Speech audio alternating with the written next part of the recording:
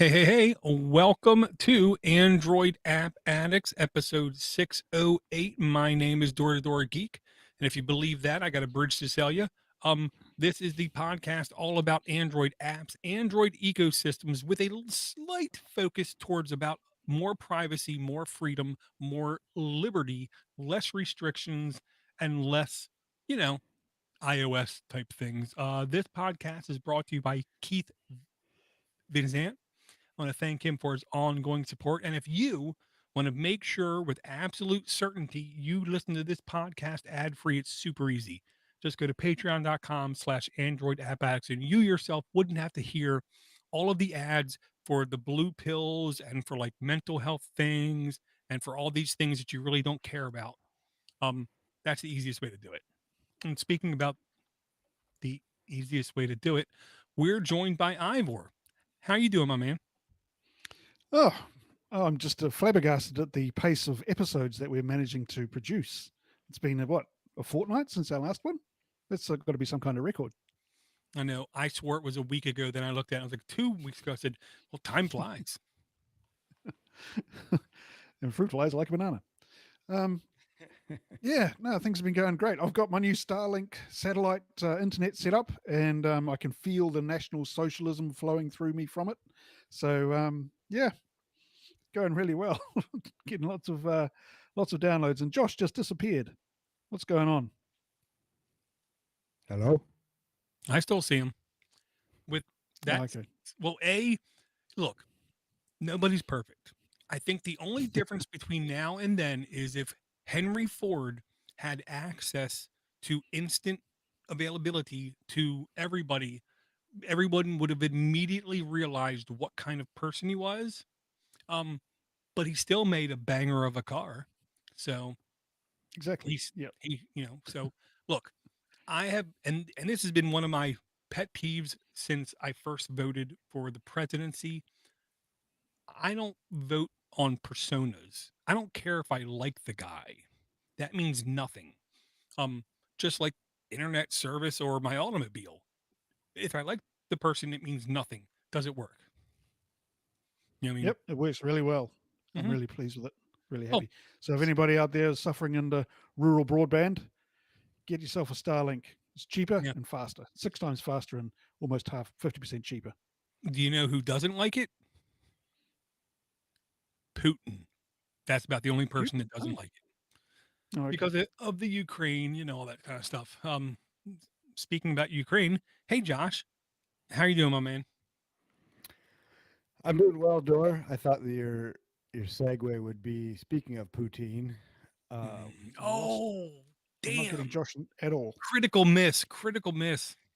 what I was and as far as this show goes, there we go live when we do this on YouTube on Thursday nights.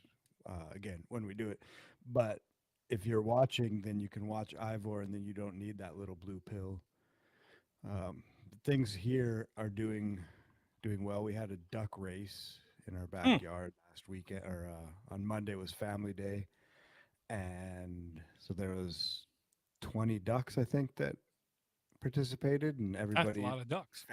fancied up their ducks, and there was even one guy who had bought a remote control boat and then cut the bottom of a big duck off, and put it on there because it was established that there are no rules, and he ended up getting last place. Oh, And and then my Duck Norris, um, didn't make it past the first round, so it was quite mm. disappointing in that way.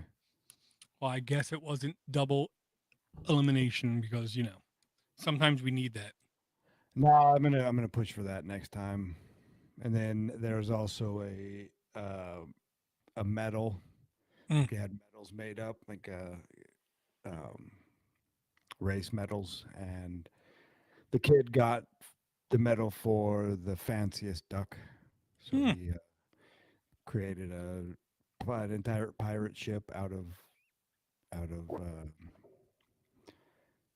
popsicle sticks, Mm. and had a few ducks in it. And I am not shocked at all about your child's creativity level because he has plenty of encouragement and exposure. Yeah, can you? Is my microphone no good? No, I Eric? mean, I can hear you or see you at all for a while there, Josh. I had to leave the room and come back in again. yeah, and they're just comparing it to like a children's toy. But look, that just means that they're maybe more used to being pedophilish. I don't know. Um, Yeah. we're Woo! gonna we're gonna take Barbie a quick toy. jump into Android hardware, and I'll say, hey Josh, do you have any new hardware? I know I'm supposed to. Because I forgot for like the last 3 episodes to say it, so I'm saying it now.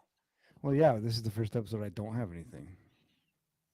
I don't think. I'll think on it. Okay, you think on it. Hey Ivor, do you have any interesting hardware new in your life, like maybe a communication satellite dish that cats like to sleep on? Yeah, I got a Starlink satellite. It's the satellite mini, and it's pointing due east at the moment. Sitting on my roof. I had it installed on my roof by a rather nice gentleman who came around and explained to me all the technical difficulties about why he couldn't do it, and then proceeded to do it anyway. Right. It's going to cost you double, but I can do it. Yeah, you sort of sharp intake of breath past the teeth. Ooh, don't know about that one. Yeah. Yeah, the Yeah. amount of satellites they've put up in the last year and the amount of satellites that have deorbited as well from that company in the safe zone that they delegate is quite astonishing. I could clearly see in the next 3 to 5 years, that company being able to offer the type of speed and latency around the world that will be extremely hard to match even for the local land-based companies in any area of the world. Yeah, I've only had it for like 2 weeks now, and I think it's never had an outage or anything like that. Never had a problem. It works well with my mesh system. Everything just works. And the last system I had was really reliable too. But again, it's 6 times the speed at half the cost. So what are you going to do? Yeah, I do believe line of sight can be an issue. So if you have extremely like ridiculous thunderstorms overhead, I think it might affect your connectivity. But except for that, it will literally take like a volcano erupting and ash over top you to affect um the speed and latency. As long as because I don't know if you know this, even though you're connecting to a satellite, there is a local place not far from you that acts as like a hub network connection. And Okay, that's cool. where like because your upload is supposed to go through them, your download is supposed to come through the satellite. So you need both of them in order to have communications. Um, as long as they have one of them, I want to say it's like 150 miles or 300 miles from you, then you're fine. Okay. I saw an article a while ago. They were thinking about releasing a Starlink satellite phone. They already did. Well, no, no, They already did. Yeah. sorry. Let me rephrase that. T-Mobile has already teamed up in the U.S. with Starlink to offer the very beginning of service through the Starlink network.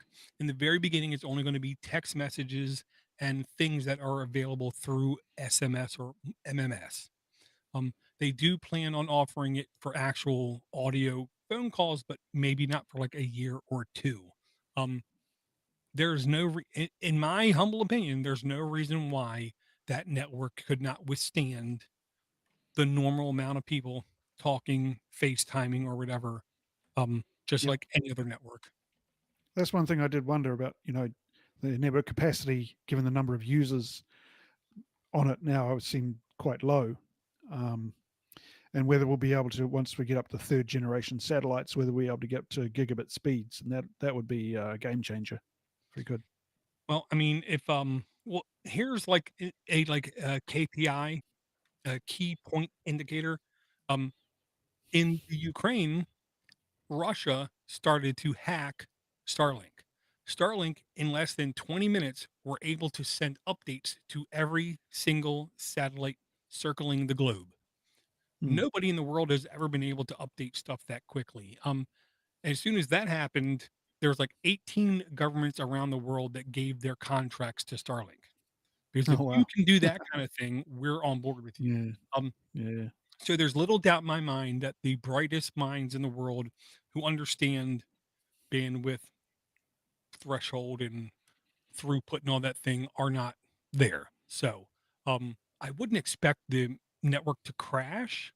I mean, you might have slower points, but I expect them to be resolved quicker than, I don't know, something going to the pool room. This one's going straight to the pool room. Right. Tim's got a question on the chat. He's going, isn't the bulk of Starlink satellites nearer to the equator than the southern continent? Nope, not at all. So just Um, to point out, yeah, I imagine they're all circling the globe at an equal rate, well, and so no, they can hand off to each other. they actually completely ignore the absolute north and south pole. Um, their orbit is actually what they consider to be a straight line, but it actually goes from near the Antarctic Circle to the Arctic Circle and then back down again. So they literally crisscross. The question with the Starlink satellites is where they have the most activity is where they need the most of them.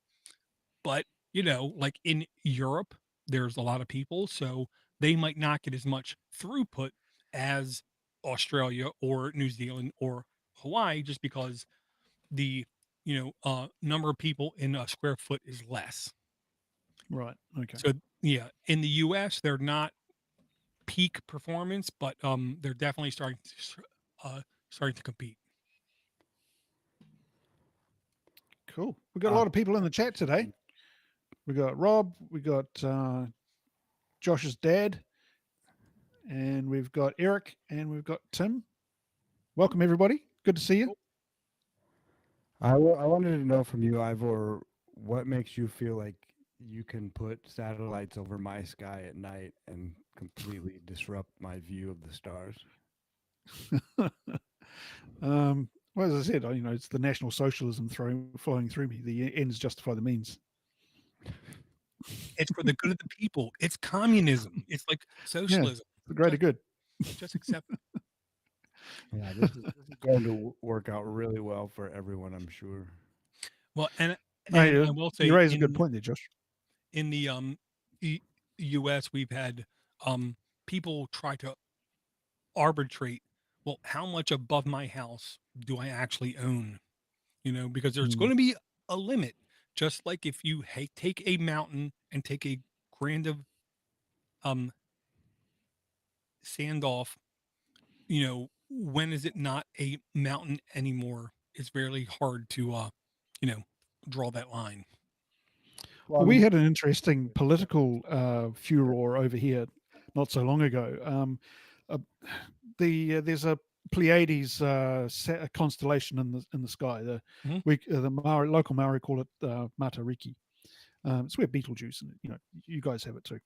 But apparently, it's quite culturally significant for them. And basically, this one guy was having a ceremony where he was sending the spirits of his ancestors up to this constellation. There was a ceremony where basically the spirits of his ancestors get released up to this star constellation, and he was saying that the Starlink satellites were getting in the way.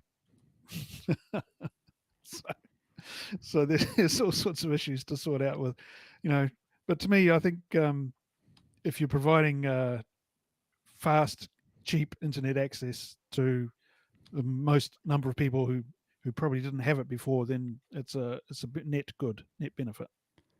Well, yeah, you're saying that because you got it. Well, yeah. yeah, and I'll say I've listened to quite a number of astronomers, and I will say in the last year or two, they've gotten incredibly better simply by painting the side of the satellite that faces the planet a complete jet black, so it reflects less. So it is causing less obtrusive results when it comes to astronomy, but it's really hard to be invisible. So what they've tried to do is they've tried to give individual key astronomy sites time frames where they know they're not going to be above them, which has helped some centers to be more efficient and clear with their images. Yeah, but then you're still working around something else. I mean, I don't know if it goes along the same lines as, how far under the earth do you own with your property as well? Yeah, Some same thing. places you don't own any mineral rights on your property. Well, in Or the US, it oil depends on how rights. far you go because I know people in Texas, Oklahoma, where they found oil under their property and they became incredibly rich, like Mhm. generationally rich.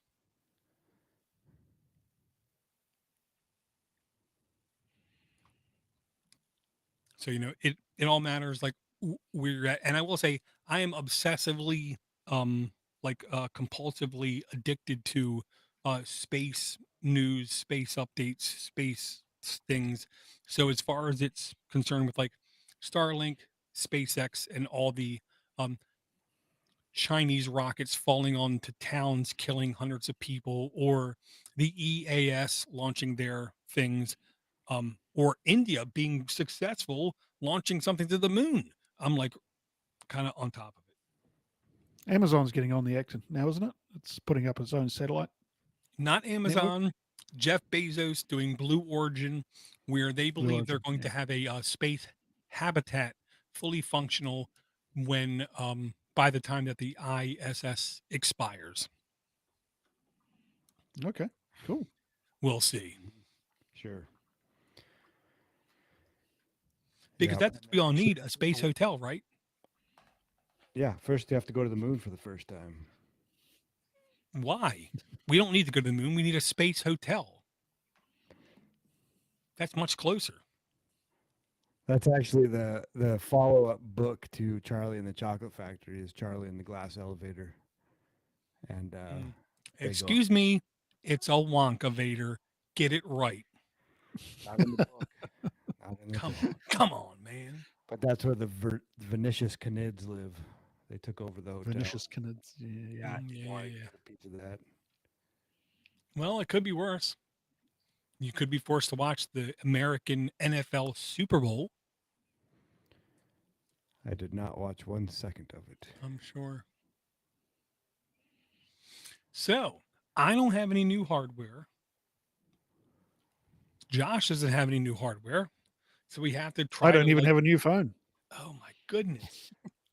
I Wow. haven't bought a new phone in Since the 6 last months. It couldn't have been a month from the last show then. You're absolutely right. So, with that stated, is there any news type related things that you guys were at least interested in? Was it Christian in the Voxer chat today had brought up that Amazon was killing their app store, which I Let me tell you something. That ain't nothing. If you just right now go to YouTube and search Amazon Baltimore, ooh, it's horrific. It's like a Ring doorbell video of an Amazon driver running over a woman in a wheelchair, literally running her Yeah, I over saw that. and then getting out of the car, the Amazon truck, looking at her, saying something to her, getting back into the Amazon truck, and then going back to work. Oh, Well, this brings us back to Ivor's point is, well, it's for the greater good. We're delivering packages on time, and having a big driveway doesn't matter as much as having a home. man, Baltimore, man. I watched that video and I literally almost freaked out this morning when I saw that video. Um, I'm not a huge advocate of putting more people in jail because we already put too many people in jail in this country, but I'm pretty sure that guy should go to jail and witness, like dropping the soap in a shower repetitively. Ooh. But Oh, yeah, dear. Mm. Christian did send us an email. I don't know if you guys had a chance to stop and read it. Yep, we did. Do you want me to read it? Of course you can. Sorry, I just have to get it out here. Um, you guys vamp for a while I look it up. Do you want me to read Sure. it? How about them Cowboys, eh? Super Bowl, sports Mm. ball. Yeah, yeah. Like the guy that scored all those points. It Ah, here we was go. so interesting. Hockey. And then Hockey, eh? and then in the tournament, like league, like they got relegated and other people got promoted. Wow. So interesting. Mm, cool. So this email is from Steve, Steve Woodgett. He's a long-time fan of ours and is always sending us emails. So that's great. Keep it up, Steve. So he says, "How's life treating you all? Hope you're all doing good. I've been using an app called Page from F-Droid. So good on you using F-Droid apps. It's great, which is nice and clean and simple. I make several reminders throughout the day and wondered if you knew of any apps that I could use to create a voice note without taking my phone out of my pocket. I wondered if this could be done using Hey Google or Tasker. Have you, any of you guys, used anything like this before? Any recommendations would be great. Keep up the great shows. Love listening to them on my way to work." Well, thanks for that, Steve. Well, I don't take a lot of voice notes, to be honest. And I have just found an app today called AnyType, Hmm. Anytype. Forgive my Kiwi pronunciation. AnyType.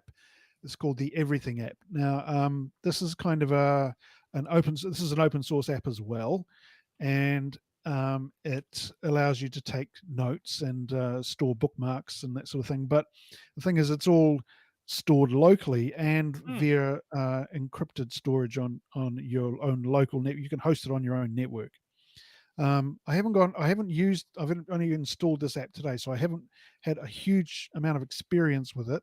And I will tell you that if you want to get a subscription for a year, so the free version gives you only 1 gigabyte of network space. Now, I don't know what they mean by network space, but I assume that means encrypted network space.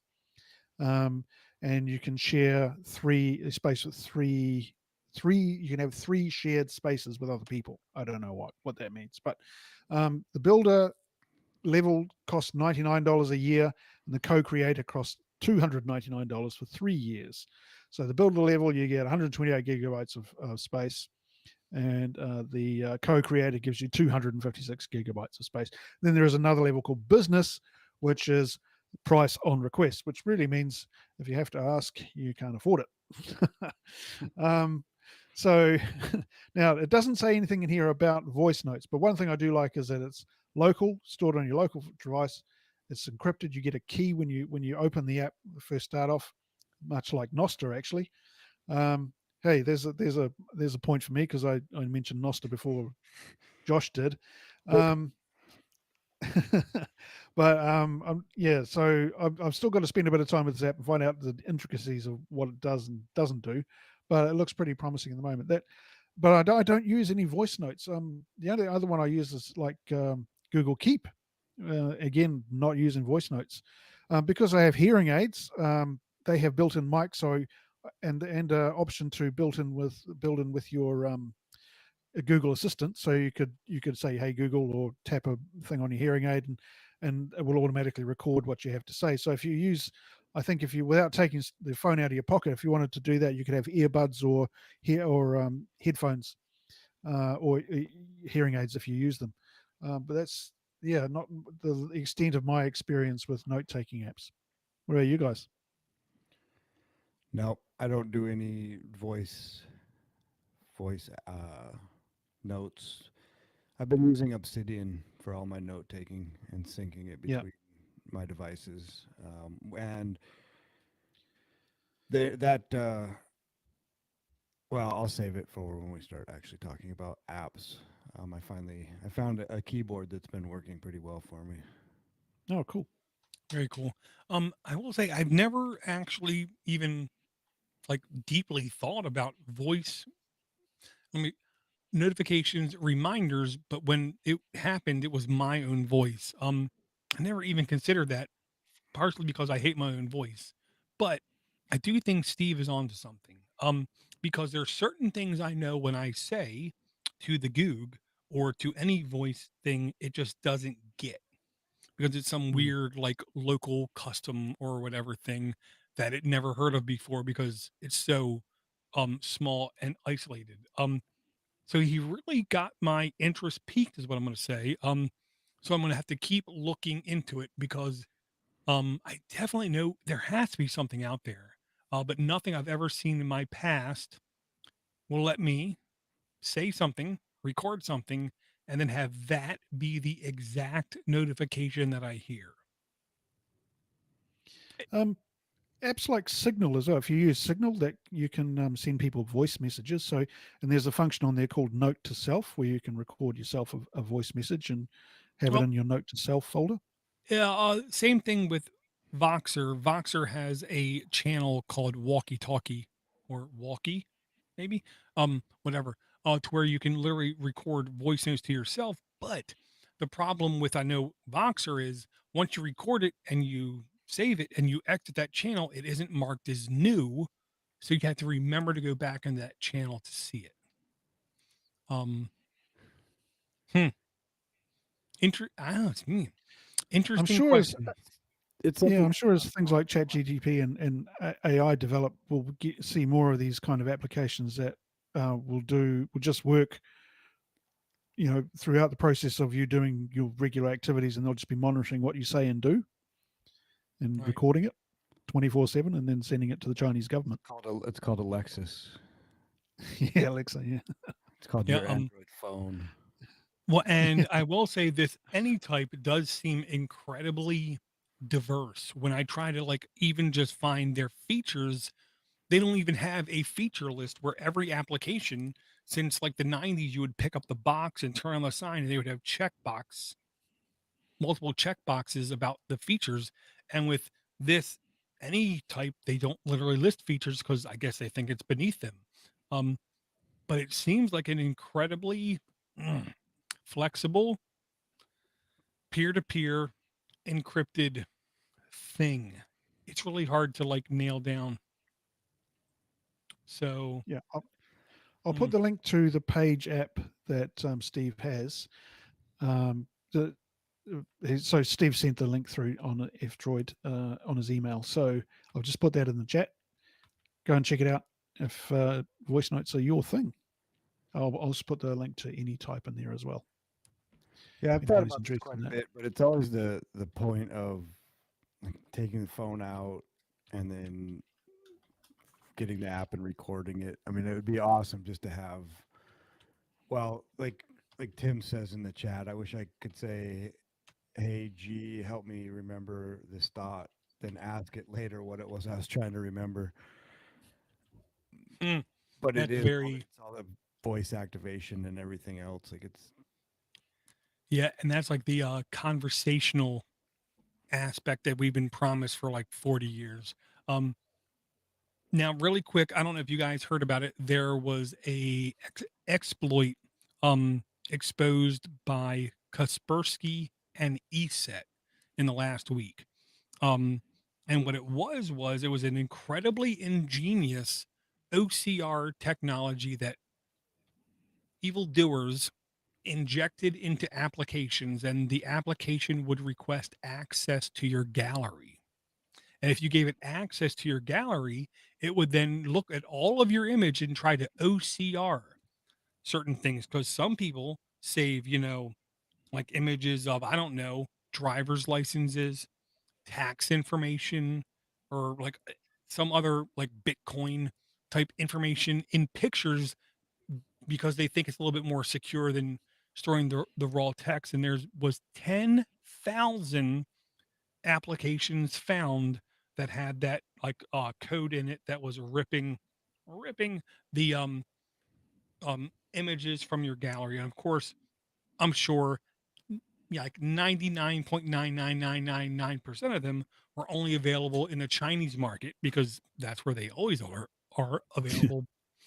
But I'm also willing to bet like 2 weeks of lunches that there wasn't a single application in the F Droid marketplace that suffered from such exploitivity, is the way I'll put it. Um, Yeah, because I'm a little bit behind my podcasting. Steve Gibson just in air quote talked about it today, which I'm sure is actually probably closer to a week away. But one of the things Gibson said on that podcast, harkened back to one of my like core beliefs about even like browser plugins, which is every now and then you should stop, review your plugins, review the last time they were updated, and review if ownership changed. Um, I it's going to come to the point to where we're going to have to do the same thing with applications, apps. But I have a firm belief that if it's an F-Droid app doing such a thing, um, it will be kiboshed, terminated like 10 times quicker than if it is available on, because this app structure was available on iOS and Android. So it wasn't just an Android thing, it was an everything thing.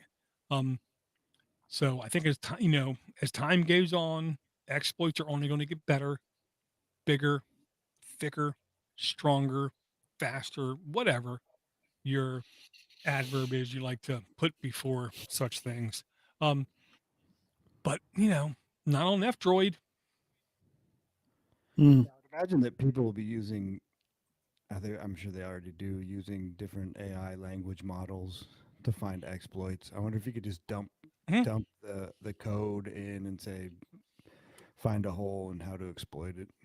Well, it's almost incredibly funny you say that because the exploit was found because they were able to use an AI fuzzing agent.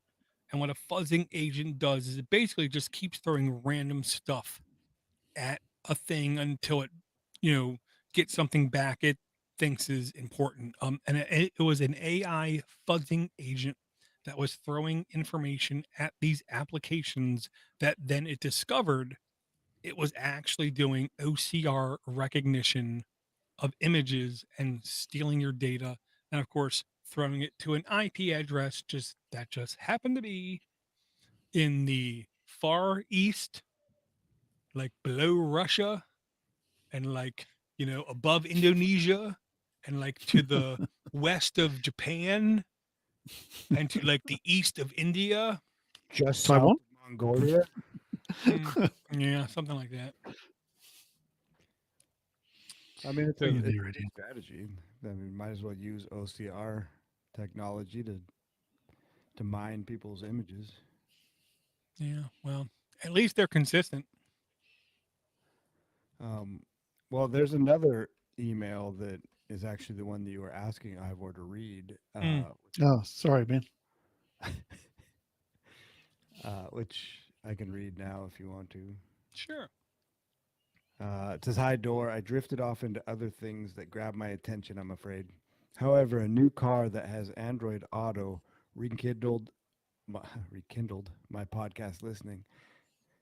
Could rekindle your ebook reading too. I Hmm. found an app that has finally solved a problem for me living alone with nobody checking in on me. It's Keep Alive. I got it from F Droid, but is also on the Play Store. I'm always checking my phone, and I have a gizmo around my neck that can call 911 if I'm unconscious, or no, of if I am conscious. But if I pass away during the night, an old buddy of mine will get a text to give me a call, and if I don't respond, 911 can haul my carcass away before I stink up the place. That is probably the most interesting email that I think we've gotten for Ever, quite a while, and ever. that's from Christian. Right. And then he has a link to the app, which is called Keep Alive, and it's notify others if you haven't used your device in a given period of time.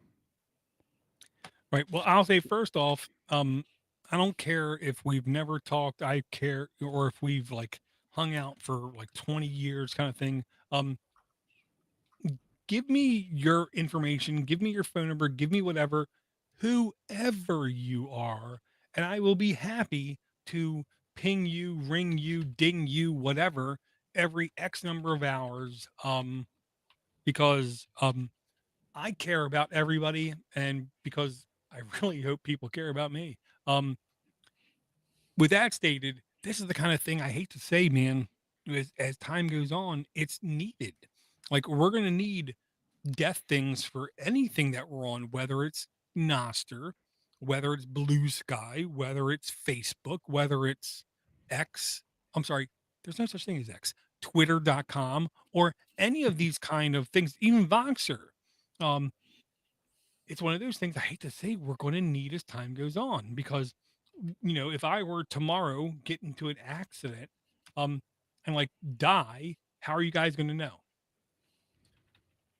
Because you're not m- monitoring my local news, to see what happened or anything. I don't expect you to.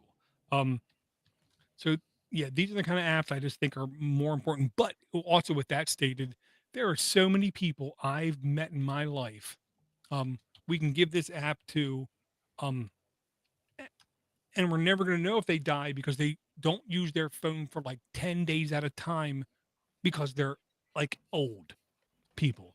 And every time they leave their house, their phone is on the charger sitting on the island. So I'm not sure how useful that kind of app would be for a person of a certain age. But obviously, Yeah. Christian, Captain Zero, is not of such an age. I don't know. I think it's about introducing apps and making them as useful as you want them to be. So, like, when we hit our dotage, which isn't too far away, we'll probably be making more use of this sort of thing as our age progresses and our infirmities get worse, because we're comfortable with the technology, using the technology. The people at the moment who are basically our parents' generation, who are looking at that sort of stuff, haven't become accustomed to the kind of things that the technology can do. So they're used to living without it and doing without it, and they're not very enthusiastic adopters of this kind of stuff, even though it could be very beneficial for them. Yeah, and I think it's the kind of thing that I don't think people would understand or realize is beneficial, dare I say, until it's too late. Um, Mm. yeah, because like because here's the thing, podnuts.com. Do you really think my wife or my children or anybody related to me would be mm, sorry to be incredibly abrasive, but competent enough to keep the website up and do anything with it? Exactly. Yeah, you've got to have a My guess succession is, plan. yeah, my guess is no, no. They literally would just let it die on the vine like a bad wine. I was just looking into this Keep Alive app because it's kind of I mean, I was wondering about the permissions and what type of, because an app like this could really gather a lot of information on Hell you, yeah. but Mm. it's open source. It's on F-Droid, and it says it's 100% device based. There's no cloud service or accounts required, so it uses an alert webhook, and so I guess it is just localized on your phone, and just sends out the ping when if you don't use your device in a certain amount of time. So I mean that's Well, actually that's great. that device, the AI assistant that you pin to your lapel that went broke, and HP just bought whatever remains of it. Right. Do you think that sort of thing now, powered by AI, the sort of badge, that your comlink badge that you wear on your chest, will be introduced for older people to detect when they fall? Because I've got a 99-year-old uncle who lives in the UK, and he's falling down all the time. Old people have a lot of falls, and if you're wearing a device can detect if you fall, which an Android phone can do as well. They can the emergency services can come along and help you out, or can alert a neighbor or a friend who can come and check on you. But I think you know, these technologies get introduced and quite often they miss the mark, but then they get converted into something else that's actually more useful. What do you reckon, Josh? Yeah, and some companies just buy garbage and then use it as a write-off. I don't think I'm going to be wearing a AI lapel pin. No, I won't I be. think I have a lapel. I don't even know what a lapel is. But Tim was making it, kind of reiterating the point that he said that he just read about a software package used by the model rail community, and the guy that was maintaining it passed away, and then his wife got rid of his computer, and now no one can develop the app. Dude, that's painful. Yeah, that is painful, and that is also one of the nerdiest things I've ever heard. It is. But dude, that's just like an example of why transparency is the answer to so many things. It doesn't matter. Police, do you want to know how to make police honest and fair? Make it transparent. Government regulating and laws, how can you make it the most fair and equitable to most people? Make it completely transparent. Code, no matter what I develop, I should be able to put out there completely transparent to where anybody else can pick it up and say, let me tweak it, let me tune it, let me copy it, let me change it, let me do something with it. Yeah. Yeah, but then you get into issues of IP. How do you protect people's IP?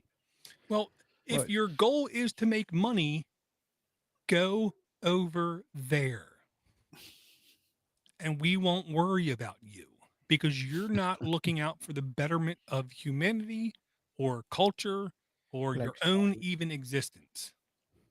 Because if your goal is money, then just become a prostitute or something to that effect, Okay. is my Hmm. opinion. Well, but there's also ways to make money on open source software. Oh, I of mean, course there is. there's the donation model, but then Hmm. there's the service model, like Hmm. Red Hat, for instance, Fedora. I I mean, was they going to make say that massive because Red Hat's cash. owned by IBM. Yeah, well, I was yeah. going to say Thunderbird because I just heard an actual pretty good interview with the head of Thunderbird on Floss Weekly, which, shocker, isn't on Twit Network anymore. It's actually being hosted by, hacker.com or something, one of these websites. And they just had a really good interview with Thunderbird. And Thunderbird, every 6 months, will pop up something for 8 seconds. And if you click it, it goes away. But literally they had 20 million worldwide users, and in the last year they got something like $40 million of people giving them money to make sure the software goes on. Yeah, I've So, donated to Thunderbird. so I Mhm. use it every day. there's a complete polite way to occasionally put out there, can we have some money? This is why I hate a podcast that every single episode drives home whatever. You don't need to do Mm. that. If somebody likes your show, they're going to keep listening to it again. If people like your software, they're going to use it for days and days and days and days, which means give them like 90% of the time they're listening, participating, whatever, their time. And then 10% of the time say, "Hey, how you doing? Do you know we need some help?"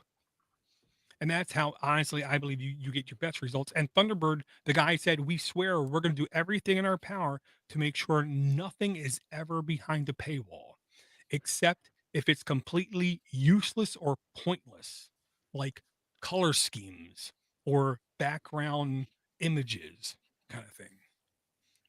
Yeah. You're right, Ivor. Amethyst. They have one of the best that I've seen for asking for donations, basically. I mean, it's a free app, and after every update, in your notifications, there's just a banner on the top or a Hmm. notification that says, here's the new features or the fixes, Hmm. and do you want to donate, whatever, and Right. then Like with once the you max out once you X out of change that, it's log. gone. Yeah, Right. the change log, basically. Right. Yeah. Exactly. And if you X out of it, it's gone, and gone. it never asks again. Or if Mhm. you donate, it's gone, whatever. But it's just a nice little reminder, but it's not intrusive, and it goes away after Well, you click on it. and that's the perfect way to do it, because if someone doesn't care about the updates, they're just going to click X and gone. If someone actually cares about their updates, they're going to read and then see, oh, wait, there's a link that I can help them. Let me click that link. And I guarantee you the onboarding percentage of people clicking that versus the normal prostitution like tactics from all the other things constantly throwing ads and everything at you, I guarantee you that percentage on Amethyst is incredibly higher than most things out there, because people stopped, people cared, people read, people clicked, you know. So, that's the proper way to do it. Do everything out in the open and just allow people to give you whatever support they want to give you whenever they want to give it to you, and never force it. Speaking of which, that's why we're going to go to a value for value model on this podcast, and Dora's going to set up a wallet and I thought I already did. for here. You can drop me off like a turkey at my front door if you want. I mean, I like stuff.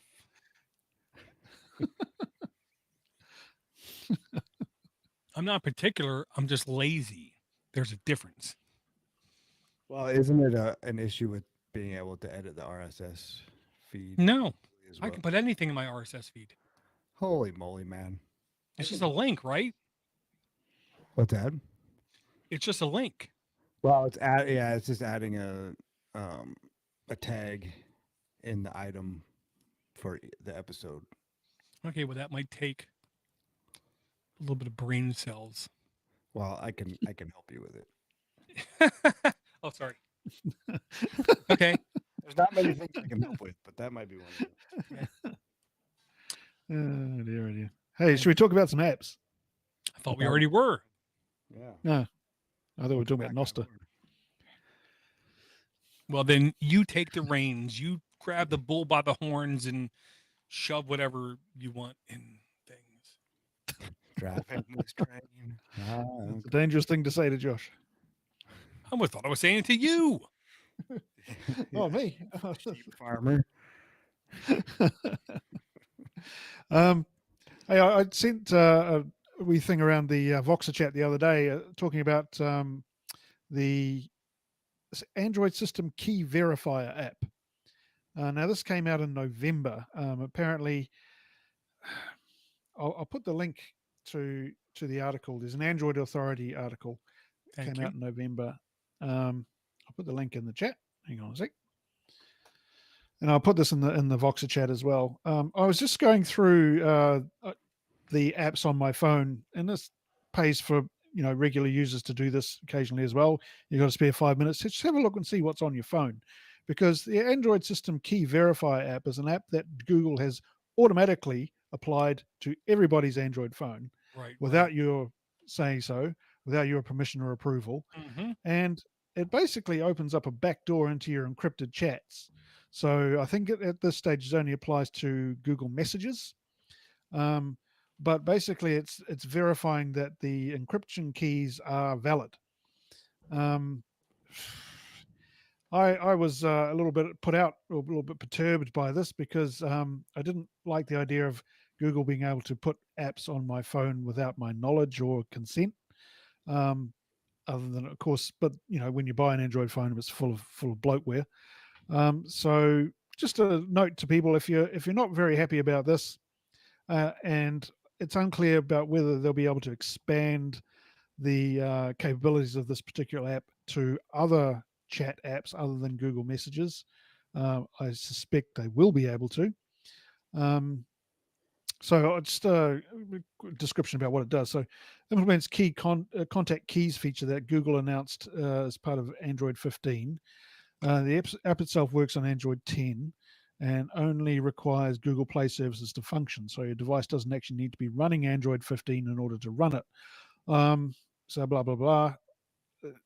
So the Android system key verifier has two components. First component provides a service that lets messaging apps like Google Messages store end-to-end encryption keys on your device. Mm. The second component is a UI that lets you share your end-to-end encryption keys with other people in the form of a QR code. Right. So, yeah, what I did basically was got Shizuku up and running and used Cantor to remove it. And because I don't use Google Messages a lot, but I know there might be some people out there who use Google Messages as their main messaging platform, but not me. So if I were you, stick to Signal and keep an eye out for this sort of stuff from Google. What do you reckon, Dor?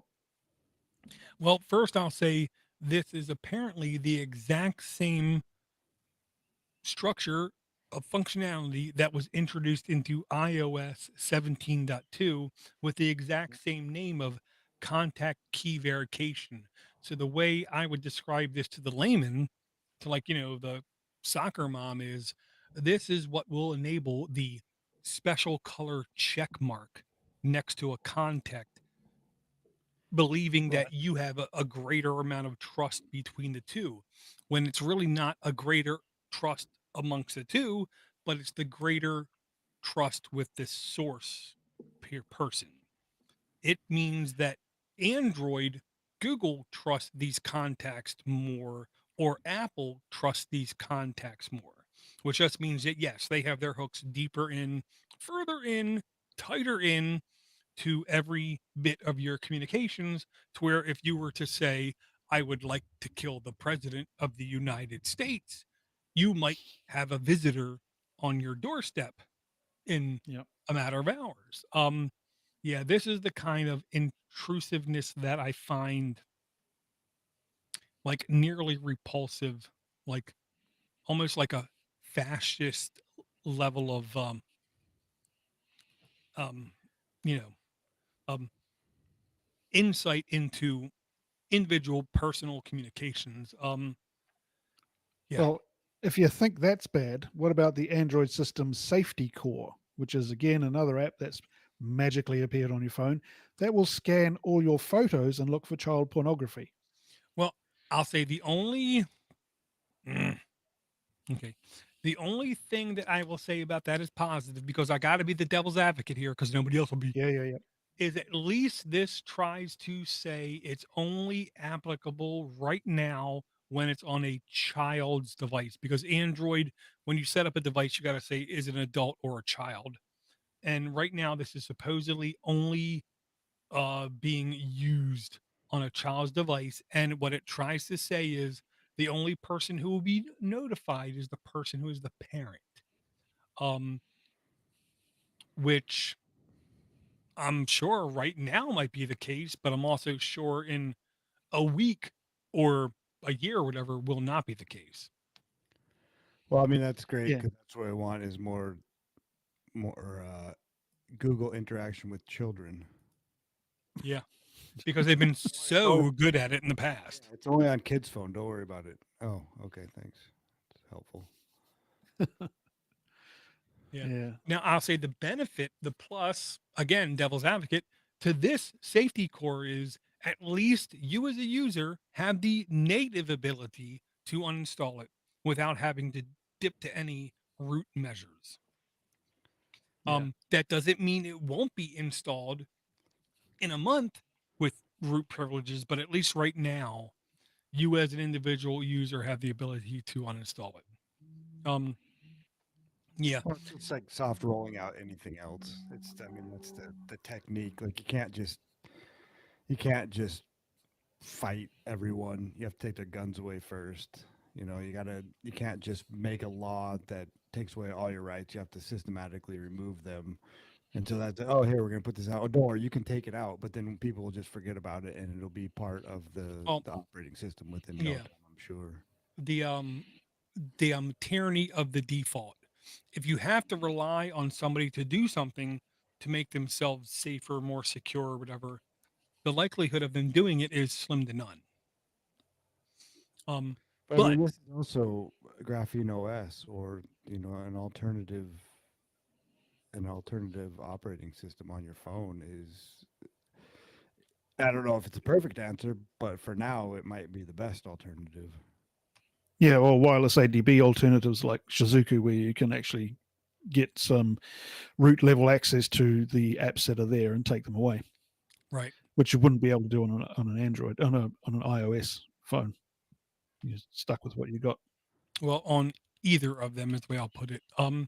But now here's like a weird tangent I want to throw out to you guys. Um, in the US, when Barack Obama and Hillary Clinton were in their presidential debates, neither of them were for gay marriage. Hmm. Okay. Before Barack Obama's first term ended, everybody was for gay marriage. Everybody on every side had a majority of people who were good for it because it didn't affect me. Um, I firmly believe and I want to hope and trust that one day we're going to wake up and we're going to realize that there is actually a majority of people out there that care about individual personal privacy. And what I really hope is when that day comes, look, we're going to have Google, we're going to have Facebook, we're going to have all these companies swear that, oh, we had your personal privacy uh, right there in our heart all the time. We were afraid to do it because we didn't think, you guys wanted it, but it was right there. Um, but honestly, I believe that's where places like F Droid will extremely like be more known. Um, there has to be a time coming where everybody growing up with such technology understand how their data is being thrown everywhere and how privacy actually means something. Or I'm Yeah, how crazy. long? How long? Well, it's like Yogi Berra said, predictions are really hard, especially when they're about the future. Now go get that picnic basket. I'm not doing anything wrong anyway. I mean, there's, That's but a I don't have different anything to hide.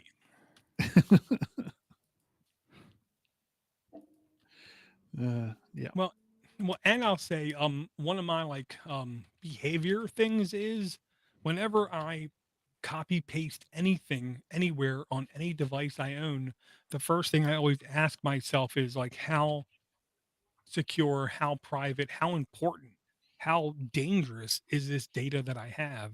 And sometimes when I see that data, I say, well, let me come home, let me load that browser that I never load, clear everything to it, remove all extensions, remove everything, load it up like it's a fresh install, go to that place, copy that thing, and put it in an extremely safe place.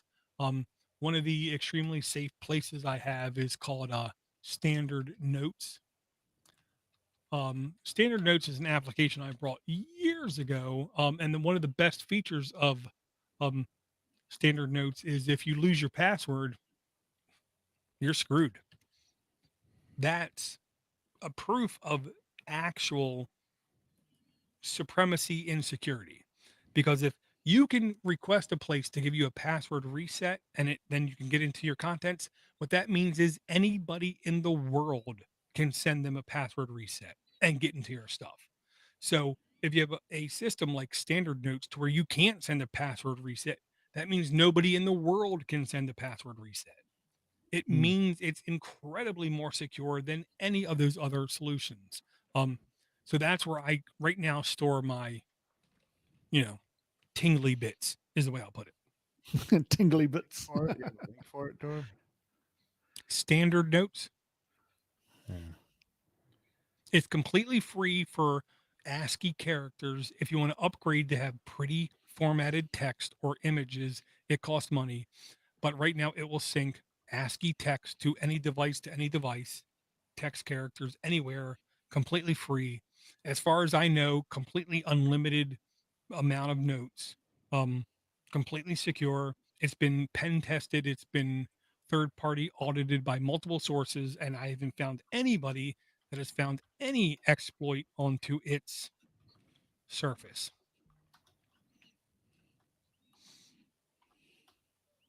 But we all have to pick our battles, kind of like being in marriage. Oh, so this Yeah, app, whenever I see, oh, sorry, you go, Josh. I was gonna say this app just tells you that you're always wrong. Is that what you mean? If you type their password wrong, yeah. So, quick No, tangent. Ivor, no, first off, well, go ahead. What? sorry, mate. Whenever I see anything that says "we take your privacy seriously," it's usually a red flag, saying meaning they quite the opposite. And you should be skeptical. Hmm, Right. You should demand evidence for such claims. exactly. Hmm? Well, they can So, say we take it seriously, but they don't. You can. It's pretty clear if they don't. right. Well, my tangent is your actual birthday is a couple days away, Ivor, but you also got a Christmas, a birthday gift, sorry, early.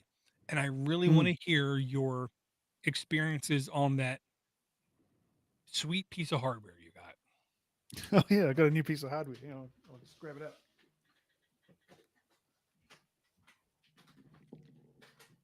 And I'll ask for you to the audio listeners to describe what it is before you let them hear such a thing. So this is my birthday present. This is an Epiphone Les Paul Special Gibson guitar, two ceramic seated pickups Mhm. um, with tone and volume knobs for each pickup. Beautiful. Um, it's a lovely guitar. It's got this red, dark red, oxblood red finish, um, and I love it. It's a great little guitar. This it's been really well looked after. I bought it second hand, but it hasn't got a scratch on it. So yeah, that's my birthday present. My new hardware. I'll play it for you one day. I'll just say beautiful, beautiful.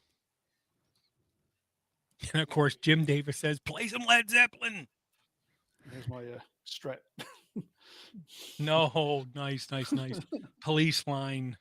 Yeah, yeah, yeah. Over the shoulder. Mm. Yeah, All That's yours. a great little interesting guitar. that you brought up the password and not being able to, if you can't have a forgot my password link, then it's more secure because we just went through that today with my wife trying to log into Bitwarden. Hmm?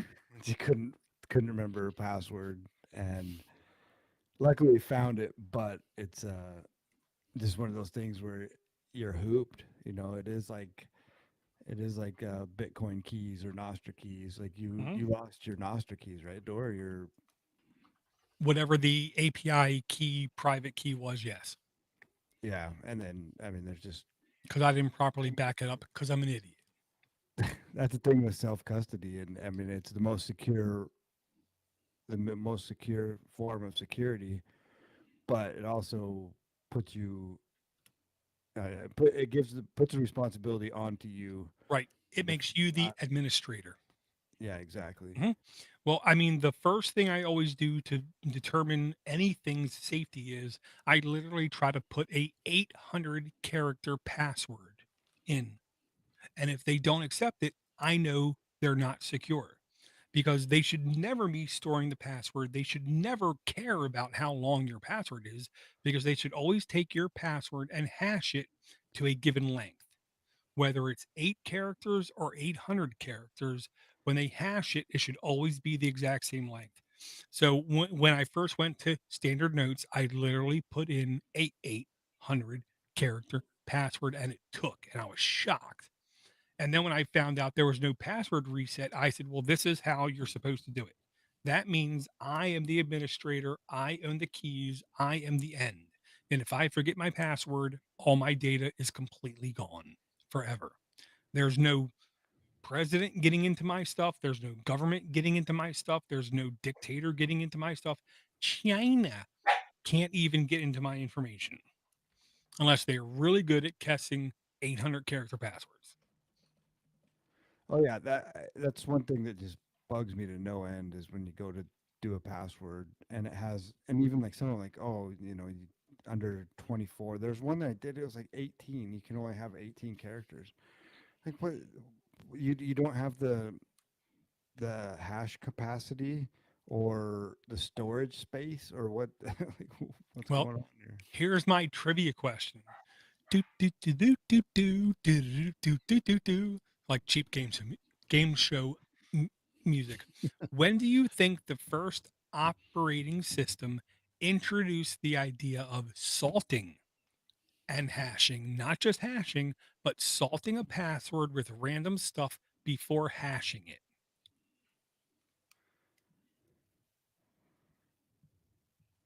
Anyone in the Was that a chat? question? Yeah, anyone. When do you think the first operating system told people you could not only hash your passwords, but you should salt them with this random bitness, which only 1980. became popular in like maybe like 2018s or something. I would say 1982. 82, fair guess. SCJ Wouldn't have in a the clue. chat says must have been Unix. Mm-hmm. Ivor, do you have any assumptions? No, I would not have a clue. See, I would have thought like 90s. I was wrong. It was actually in the 70s, and it was No. Unix was the first one. And it said this was not only the way to do it, this is the only proper way to do it moving forward. And Windows LDAP Exchange still doesn't accept salting a password. There's a sticker over my door. I find your lack of salt disturbing. Oh, good. Well, I'll show you one of mine. Oh God. Mind if you show me yours?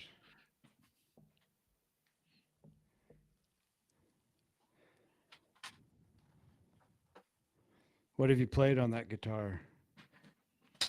Oh, scales mainly. Yeah, I'm still learning. Yeah. One of mine I actually got from HPR, and it's just a simple picture of Richard Nixon saying, "We are always listening,"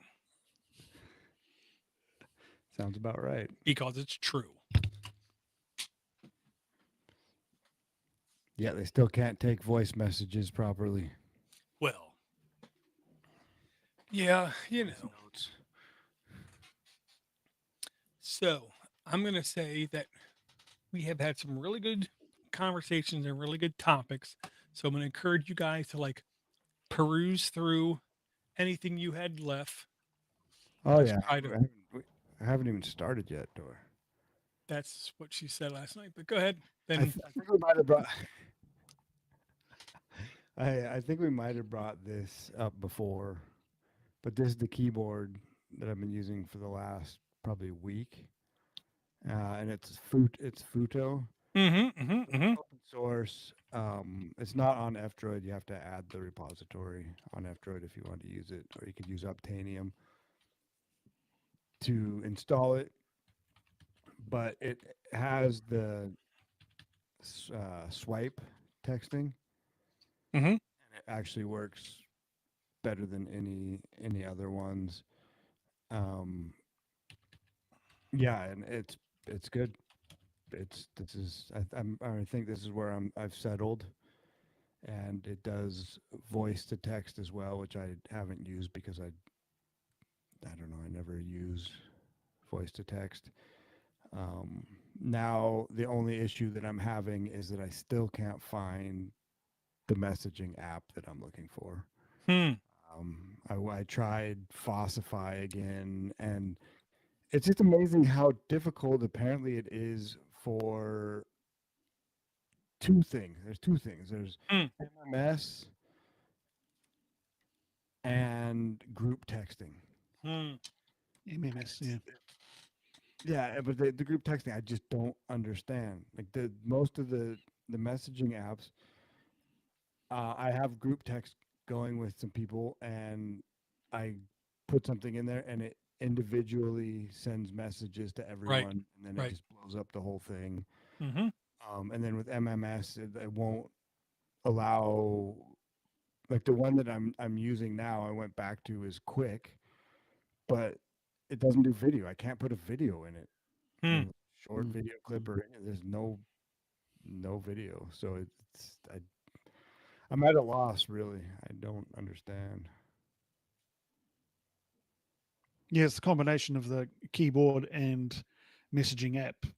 So I think Google Messages has made great inroads recently with its RCS upgrade, and Mm-hmm. its RCS enables it to talk to a whole bunch of different platforms, but and does handle multi messaging quite well. But I think the future is things like WhatsApp, Signal, Telegram.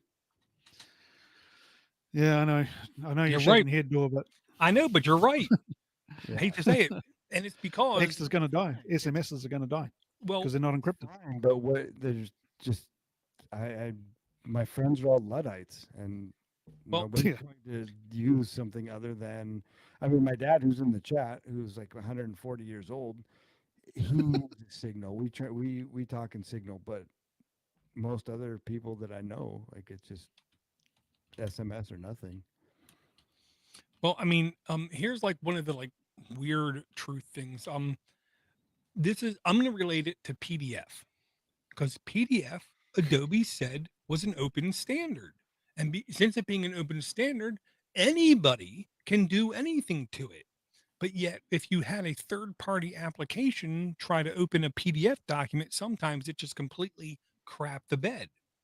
And it was because, while it was an open standard, that doesn't mean every single thing stated in that document had to be completely documented. Just the base things had to be. And I think that's what's happening with RCS is to where it's a complete open standard where Apple and Google have like agreed in messaging what their standards are going to be. But they don't let anybody else know what those standards are going to be. So if another platform comes up and tries to support RCS, I mean, it isn't a total miss. It isn't like they get 0 out of 100, but it's hard to get over like 33 out of 100 because the standards that they're doing, they literally update every single day. And unless you have staff that are sitting here monitoring the change logs from both of them, monitoring messages from both of them, can they even have a chance to keep up? You know, and because of that, any solution you pick that you expect to be as good as either of those solutions, you're going to be SOL. Unless everybody is on one platform and that one platform, like WhatsApp or whatever, supports its own thing. These are like the classic regenerations of silos back to like AOL Messenger versus ICQ. yeah, yeah. Reminds me of like when I first started working for a telecom company here. We have two telecom corporations here, and initially when we first started with the 3G net, no, it wasn't even 3G, it was 2G networks. They didn't do text messaging between each other. They only did text messaging to their own networks. They didn't do Right. outside the network. Suddenly, we got messaging outside the network, but it cost you 3 times as much to send a text message outside the network. Now you can send a text message to anybody you like. International text messages, you'd be lucky if they arrived for starters, and it cost you a fortune to send. But now you can send video clips. I think as the technology progresses and things get the barriers come down, and I think that's what we're seeing now. You'll see platforms like WhatsApp become more interoperable with places like Signal, with Telegram, with those sort of online places, and pretty soon it'll just become a universal messaging platform Owned by Facebook. owned by Facebook. Yeah. Well, yeah, and it's one of those things again, you have to determine what you call important and then draw your own individual lines and try to pull as many people as you can on your side of the line or give up all personal individual liberties and freedoms and just use what they're using. Um Yeah. yeah. Um I hate to say it like this. There is no winning. There's only losing or compromising. Mm. Because to win means you took over the world. And I haven't done that yet. Yeah, but what does it have to mean you take over the world? Why can't you just have a platform that people like to use where they trust the people running it, and they feel it's secure and private, and they can talk to the people they want to talk to? Why do we have to have this nonsense where you have to install different apps and do this and do Hmm. that? It's called Noster. Hmm. It's Are you called at Noster. all? No, no, no, no, no, no, no, no, no, no, no. Are you at all familiar with Peter Parker? With great power comes great responsibility. Responsibility. Mm. Anytime any application gets a supreme amount of attention, it will become crooked. I don't care Yep. what it is. It doesn't matter if it's XMPP, RSS, or any other IMAP or anything else that's ever existed. Once they get a majority of attention, that means, like, dare I say, classic Hulk Hogan in like 1986, brother, the power lies here. And that means that they can then dictate to you what you're going to do. And Mhm. they believe they're the good guys. They always Yep. believe they're the good guys. But in fact, they start to drive you down a path to where you are owned by them. Doesn't matter what the technology is called, doesn't matter what the platform is called. Once it becomes a majority, it's incredibly difficult to remain completely independent. There's only one platform I know in existence that has ever done such a thing, and it's called Debian. Debian is Yep. the only thing that is completely independently owned, not by any organization or any company. It's owned by the users, which is why you don't have a Debian TV, a Debian phone, a Debian laptop that's sold in like any consumer store or anything else.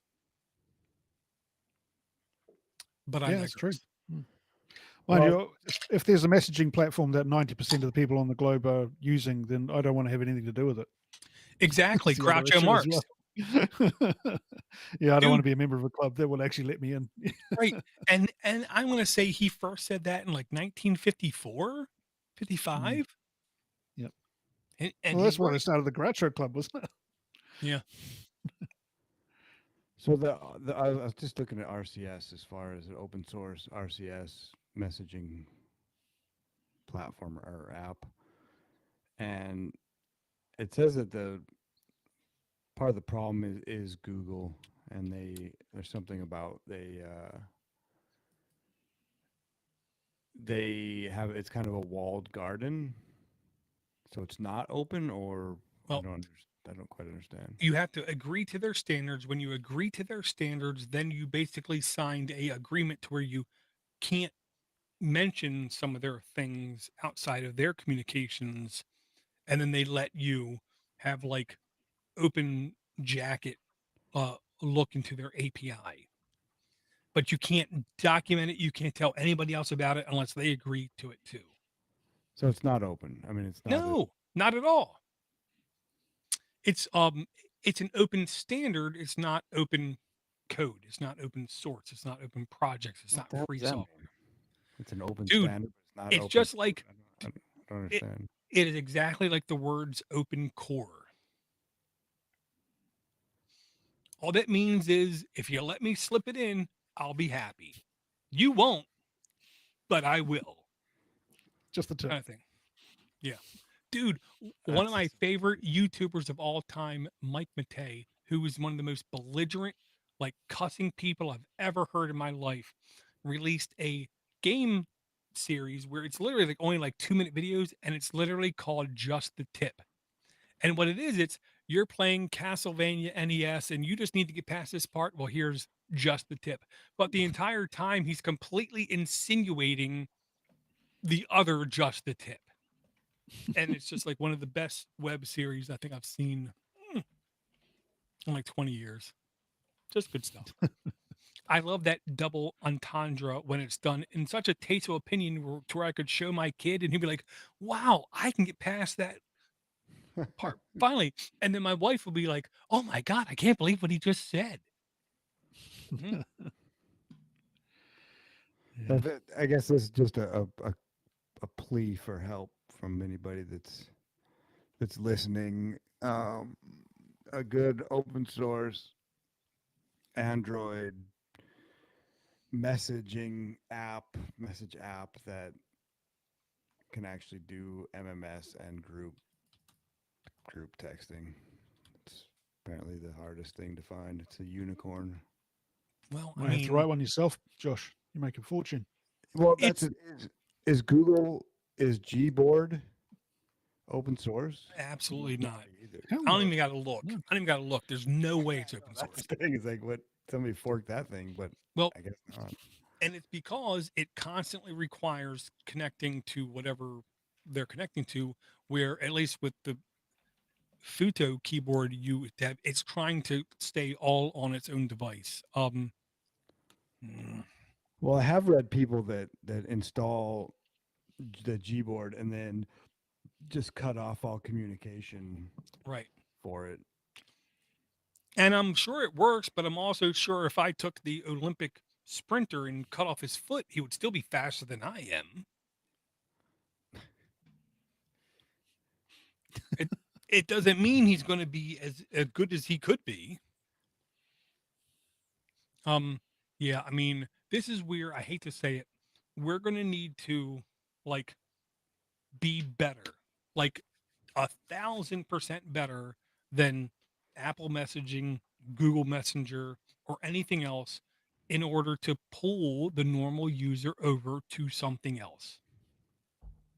And Signal is pretty good, not going to lie. Um, I wish Signal was Voxer. great. Hmm? Signal was great when it did SMS as well, Mhm. and that's all I used. And then they stripped that part out of it, which fine, whatever, that's their prerogative. But that just made it a Voxer that is encrypted. Yeah. And honestly, I wish Voxer was more open because there are so many solutions out there that suck 10 times worse than Voxer. But it's really hard to get something that can be like a group text kind of thing with more people that is more stable and more reliable to offer pictures, video, audio, or text that I can't find it. You know, Hmm. I mean, Hmm. enhanced IRC or Jabber, I don't know.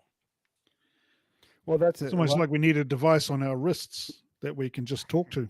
Mm, I mean, it's crazy because I look up. I'm using this Claude Sonnet AI, and it's like, okay, give me an open source alternative to Google Messages, and they all come up with the same thing, like Signal or Element, which is a Matrix client, yes, it or is. And Matrix is Memo, awesome. Telegram. Like, well, it's just all this stuff, and that's fine, but it doesn't. You can't communicate to somebody That over doesn't use it. SMS Right. using Mm. Matrix. Cross device. Mm. All right, rant over. Okay. Well, then here's my completely random tangent. This is an application, a platform that I believe is pronounced Pluve. Pluve. I'm sticking with Pluvia. Pluve. Huh? Luvia. Pluvia. Pluvia. Thank Pluvia. you. I'll go with that. Pluvia is an Android application that you can install on Android devices that will play games from your Steam library as long as they're DRM free. And there is filters you can use in Steam to say, show me only DRM free games.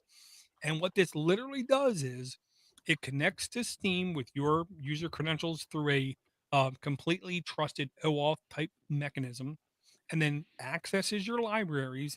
And from that library, you can literally click install and it literally installs the game on your local device as long as it's DRM free. And it actually shockingly works. Um, I'll say if you just go to YouTube and search PLUVIA, and just watch some of the videos, it's kind of shocking the number of games that come across on an Android device near like seamlessly, as long as the Android device is like, younger than like 3 years old.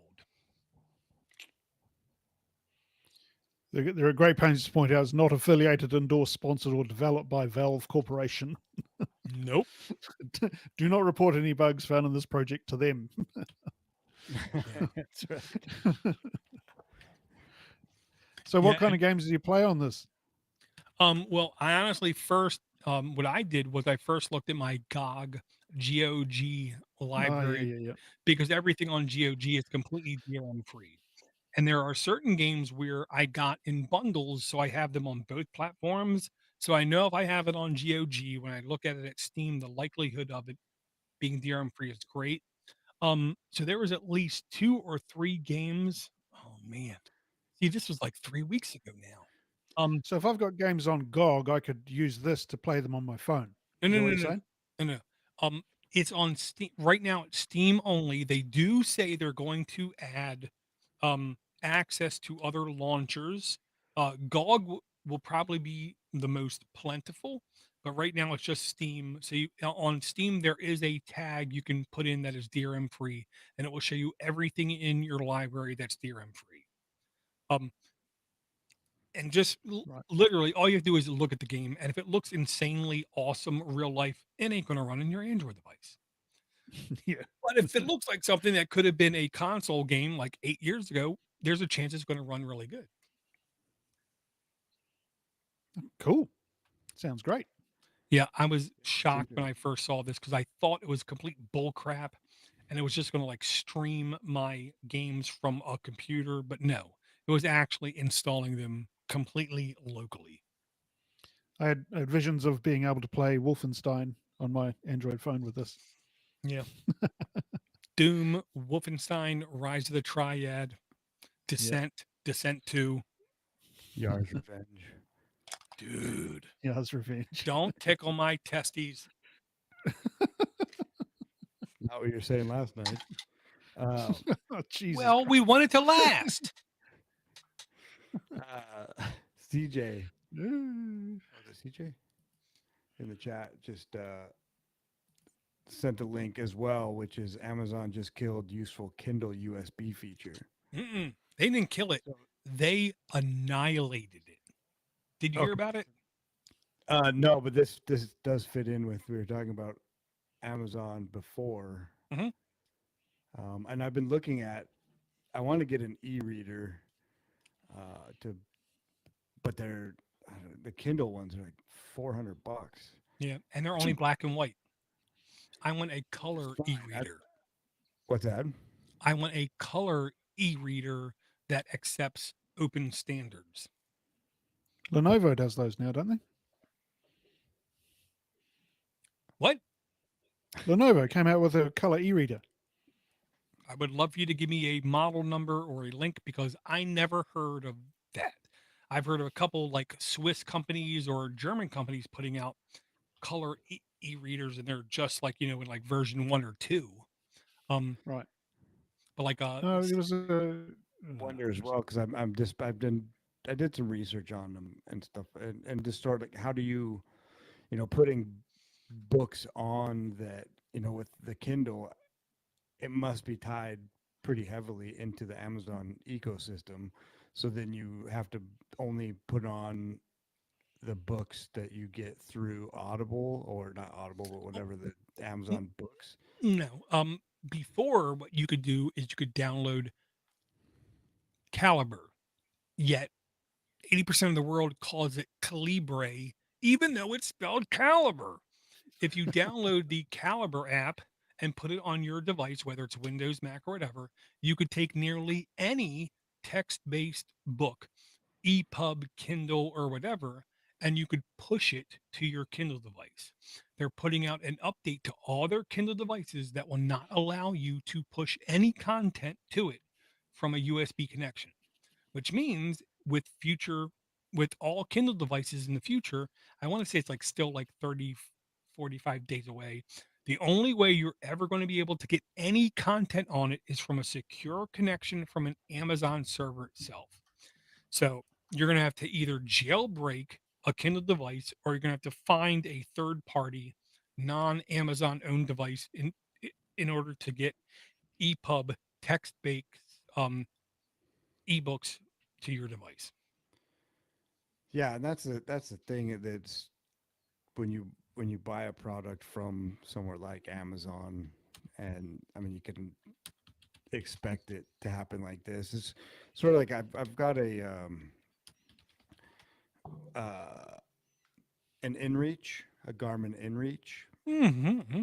which is for hunting and whatnot. I might have talked about this before, but you have a monthly service fee that you pay, and then you get messages and whatever, and it works. And so you buy it. I bought it, and then they send me an email like, "Oh, we're raising the prices of all the the plans," but you're already stuck. Like you already have it, and this is kind of that. Just that I don't know. It's not really your property if they can just change whatever they want. You know, like that. It's not an ebook reader. It's an Amazon Well, Kindle, Amazon Books reader. well, it is a question: are you accessing things you own or things you leased? And so Okay. many things, including um, like handheld consoles, gaming consoles, or Steam, you're not owning a property, you're leasing a property for a given time that the ending copyright holder at any time can just cut you off. That's why places like GOG or actual like EPUB books, in my opinion, are going to be so much more valuable as time goes on.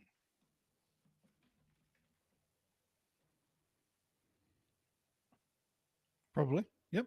I'm not going to argue with that. Doors off to the loo. Do you do much gaming, Ivor?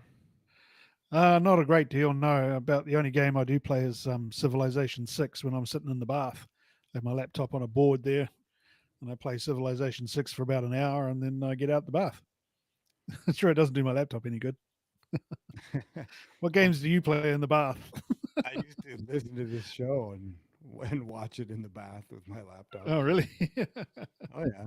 You Yeah, were and I've at that point. yeah, oh, was it? Okay. I think we both started about the same time, didn't we? After Eric died. Well, yes, but I'm talking about before that. Oh, When before that. Yeah, I was a contributor before that as well. when we were mere Yeah. listeners. But I think you were in the YouTube chat and I was in the IRC chat.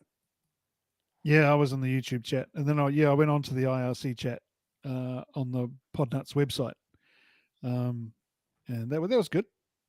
But yeah, it was easy just to do it in the YouTube channel. I haven't seen the Podnutz website for ages. I think it looks the same as it did in 1995 when it started. It's still there, is it? Cool. Hey, do you play darts at all? No, I used to. I used to play darts quite a bit. We have a magnetic dart that we play with the kids, or with the kids. Oh, okay. Yep. So when I was a kid, I remember my dad hung a darts board up on the shed wall and used it as a tool to help us with our mathematics. And so the problem with darts is that you can't really play it on your phone, but and you need a physical dartboard. So I found this app called Dart Counter that allows you to play darts, so you in your own house, but you record the score. Obviously, there's a bit of honesty involved, and you can go into league tables. You can play against other people who are also playing darts. It's really good. It's really cool. The costs. Let's have a look at this. So it's version 8.1.1. Last updated on the 6th of February this year. It requires Android 6 and up. 1 million plus downloads. In-app purchases range from $5.49 to $74.99 per item. So as far as that concerned, what I could tell is that it costs $9.99 a month for a membership. So basically what that gets you is your game gets narrated by a professional announcer. So Huh. they yell out your score at the end. Yeah. Anyway, So I just thought this was a lot of fun. So basically, what this does is it gives you an app for keeping track of all your dart scores. You can play different variations of the game. You can play against friends online, uh, basically all over the world. So if you're into darts, I'd say this is a great way to. You don't just have to sit there and play by yourself. You can actually be part of a online community of darts players from your very own backyard, which I think is a great idea. But unfortunately, yeah, the app seems to want to pay a subscription every month, which I'm not But I going to do. mean, But I had a lot of fun playing with myself. it's I always more mean, fun when you play with I other know what I people. want. You know, a good game. Um, darts is one of those games I so wish the first time I experienced it, I so wished my vision was better because I love the movement, the technique that goes into that sport. Pool is kind of the same way, but with pool, there's the stick hitting the ball. With a dart, it's just your hand and it. And the more you know it, the more you can do that and be accurate. I literally I remember I was like 24 or something, and I bought a dartboard, and I purposely bought like 12 darts, figuring well the more darts I buy, the more I can practice before I go pick them all up. The destruction I caused in the drywall was so disturbing. Oh God. Oh, Yeah, that's why you need to have them outside. Yeah, it just made me yeah, but feel so inadequate. It was like, pop baseball over again, like being like, oh God, what's it called? Pinto and the next generation of baseball, where it was clear I was the one that was picked last for a reason. yeah, but I mean, maths is a great darts is a great game for your mathematics. So if you Yeah, want to improve your game, your maths, that's what and we use your it for. hand-eye coordination. Sorry, what'd you say, Josh? So that's what we use it for as well. Play Yeah, 301 and either go yeah, yeah, count yeah. backwards or count forwards. Mm-hmm. Yeah. But there's 220, like 221, whatever it takes. yeah, there's all sorts of different variations of games as well. There's times 01 and cricket, 121 checkout, around the clock, Bob's 27, whatever that is, doubles All training, Shanghai, singles training, score training. Yeah, so it has all these other options you can play. hmm, I thought it was a great idea. very cool. Yeah, it's cool, and it made me just think of this VR headset that we have. So I just put a game in there, which is called uh, 4VR Darts. So maybe I'll have to check that out as well because I think that'd be something that would probably be pretty fun on a VR headset. Would be throwing darts. Yeah, that would be cool.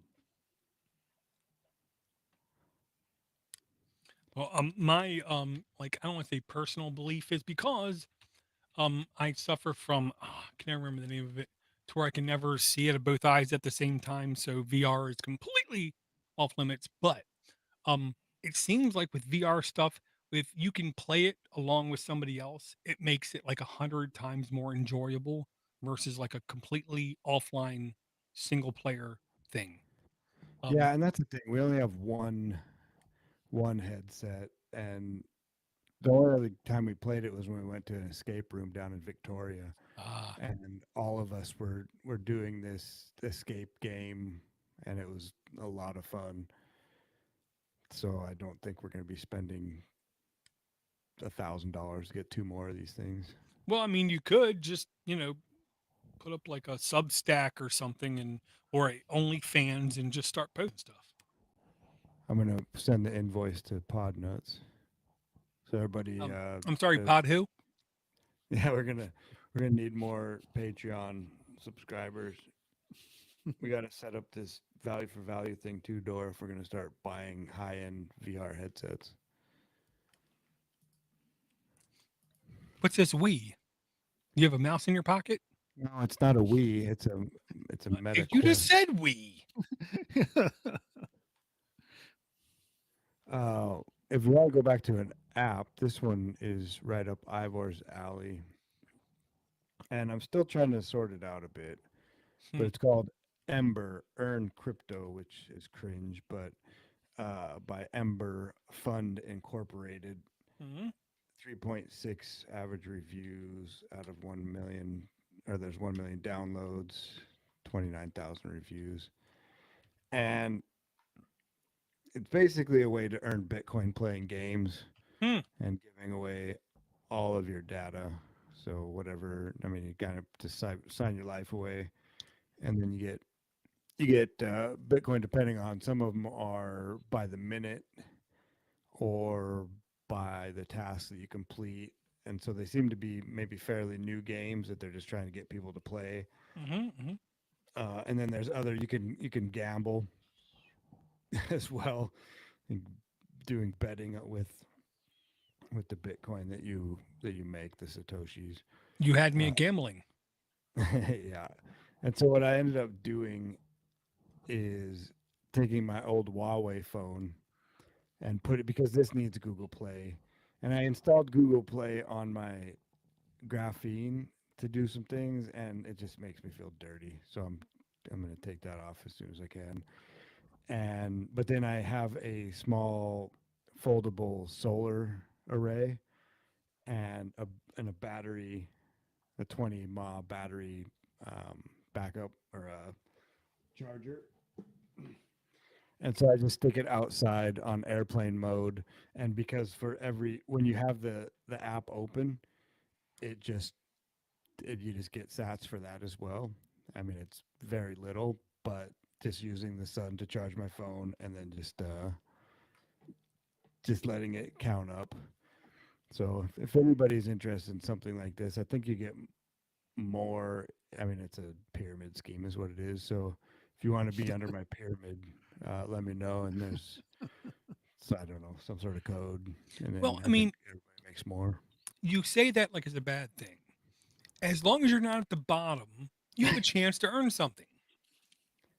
Yeah, well, I've seen people that are fairly trustworthy, and they're doing quite a bit a month, $100, $200. With 1 million plus downloads, I hope so. Somebody is. Yeah, and like I said, I mean, I wouldn't expect it to. I mean, it's got to be dodgy as hell as far as kind of data it's collecting. So that's why I just have it on the other phone, just sitting there, and let it do its thing. Yeah, it does say that no data is shared with third parties. Well, that's something. This app may collect these type of data types: personal info, app activity, and app info and performance. Not crazy, but maybe just a little bit overreaching. Um, but the data is encrypted in transit, and you can request that the data be deleted. So that's better than average, is what I'll say. Yeah, Even but if it has in-app purchases and contains ads. I can request a date with Christy Turlington too. It doesn't mean it's going to happen. I don't know who the hell that is, but I'm guessing they're hot. I don't know. Probably not anymore. I think this is maybe a dated. That might have been in 1980s where that would have I'm been. old. I got low standards. You don't know who Christy Turlington is? Friends in low places. How the hell would I? Well, I don't know. I thought Was she everybody on the had. screensavers or like Beyond 2000 or Fringe? I have no idea. I don't even know who she is. I just know that she's a person. Wait a minute. I work with a lot of persons and they're ugly as hell. But not Tim. Tim's incredibly handsome with his chin music that I can't do. He makes me so jealous. Hmm. Okay. Well, the thing I'm going to throw out there, I firmly believe is completely random in every sense of the word, um, because this is a first person shooter that somehow has people's privacy and, you know, that kind of thing actually prioritized, is the way I'll put it. It's called Rico Cat Arena by Kaju Games. 1,000 plus downloads. Because here's the thing, you honestly don't want millions of people on this kind of thing, because you'll get the complete ridiculous kids that spend 20 hours a day in here, to where you have no chance. Okay. So because it's so low, this just means you have a chance. Okay. This is a fast paced multiplayer first person shooter with the data safety says this app may share this with third party libraries, app activity, app info, and performance and device IDs. Common. No data is collected, is what they say, to their own servers. Data isn't encrypted, data can't be deleted. So there's that. Um, we then click a little bit further into the game and we say it's version 0.9.8.2, updated January 3rd, 2025, requires 6.0 Android and up. 6.0 Android and up. I'm going to guess is like a device from like 2015. I mean, really? Um, 1,000 plus downloads, content, teen and violence, permissions it needs, network, and yada, yada, yada, yada. But if you take a look at the trailer of this video, to me, this is like shockingly good, because it's literally like a first person multiplayer game where you're running around arenas where if you memorize the arena, you'll be at much more of an advantage. And you're basically going around like a Doom style, pew, pew, pew, pew, pew, and taking somebody else out. This is, in my humble opinion, the perfect game to load up when you're completely pissed off about something and you don't want to let it out on people you love, people you care about, or people that can terminate your existence. You can just unload it here, on I your like mobile device. the blood splatter. The blood splatters look good. Well, I love the graphics because they're non-intensive. They're obviously not real people, and yes, the blood splatters like a balloon, like blowing up. One of the characters looks like Spy versus Spy as well. Was that supposed to be a bad thing? Because I think that was a really good thing, man. Oh no, it's great. Yeah. I'm just So, yeah. mesmerized by watching the video over and over and over again. I know. I did the same thing.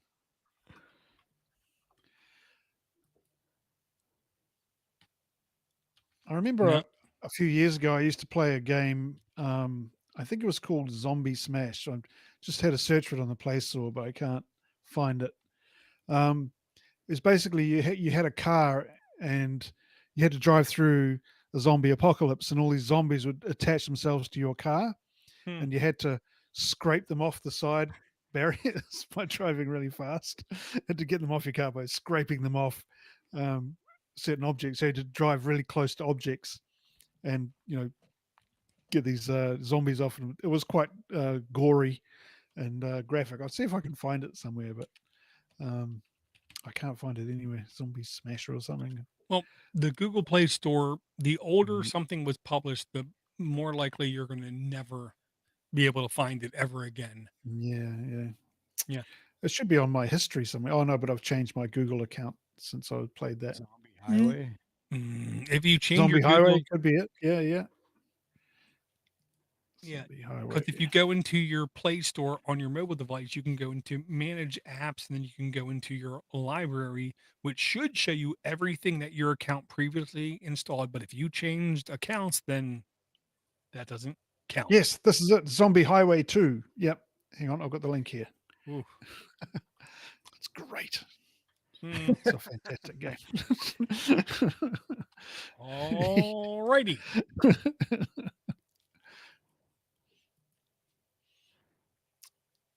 Just use Yeah, chat so- to find that for you, Ivor.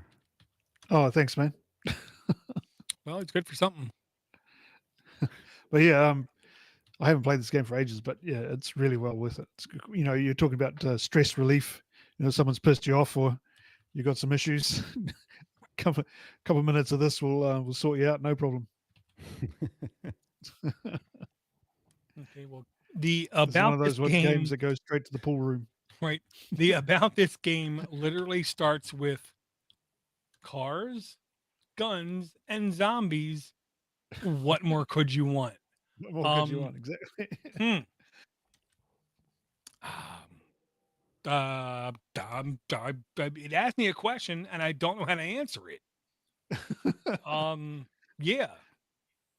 Okay. So this might Christy be Turlington, almost obviously.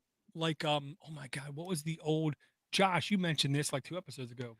The old school Carmageddon Twisted Metal. Twisted Metal. The honestly, yeah, the old school Carmageddon Twisted Metal type thing to where you're in a car and you're basically mowing down zombies like they're blades of grass and you're a lawnmower. So I'm guessing this is something like that. Yeah, except the twist in this one is that the zombies attach themselves to the side of your car and you have to scrape them off. So, which is extra specially satisfying. Yeah.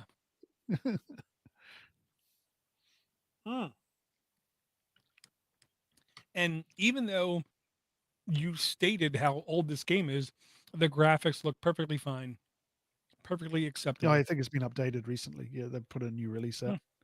So, yeah. Well, It's a bit about this graphic, game, so we go to about this game, version 1.6.2, updated July 10th, 2024. In tech years, that's like 8 years old. 5 million plus downloads. Woof.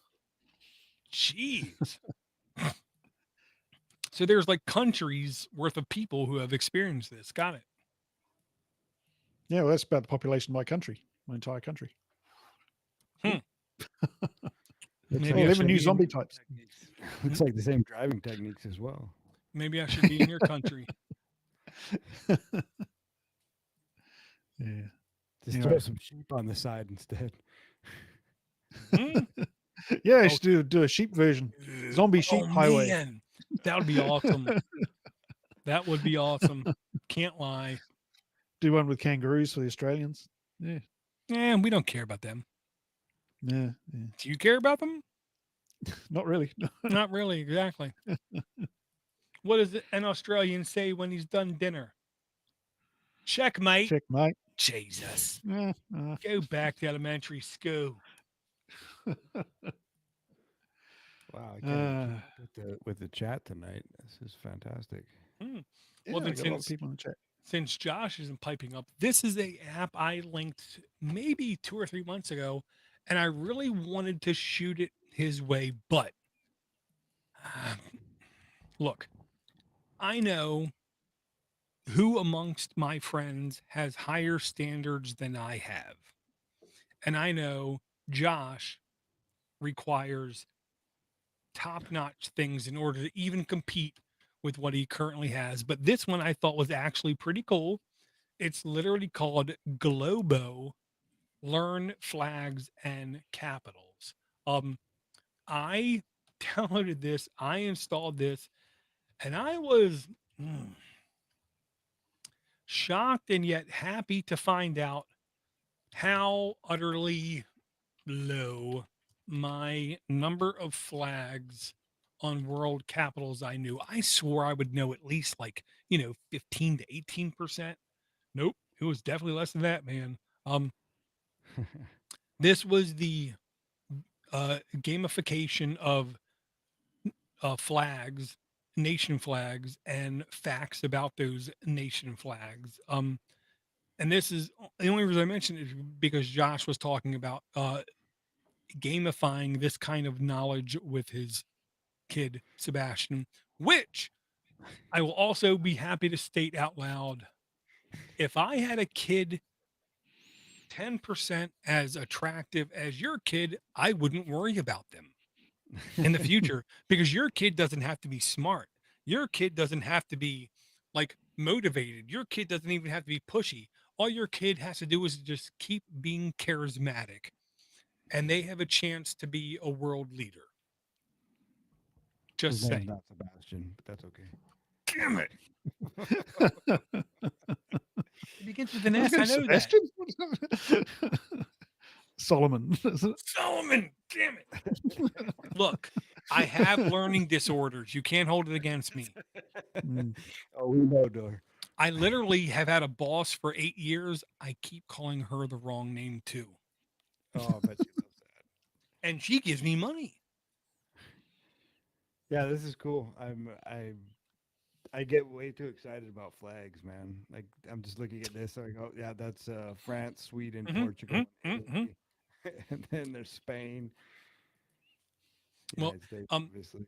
have you ever seen the CP Gray video on flags? No, I don't even know He what that is. he's a weird, nerdy YouTube guy who goes into what he believes makes for the best flags, and he goes through like the worst flags that have ever existed. You know, they're the flags with like really small text, and you can't read them until you're up close. And then if you can't read the language, it's useless.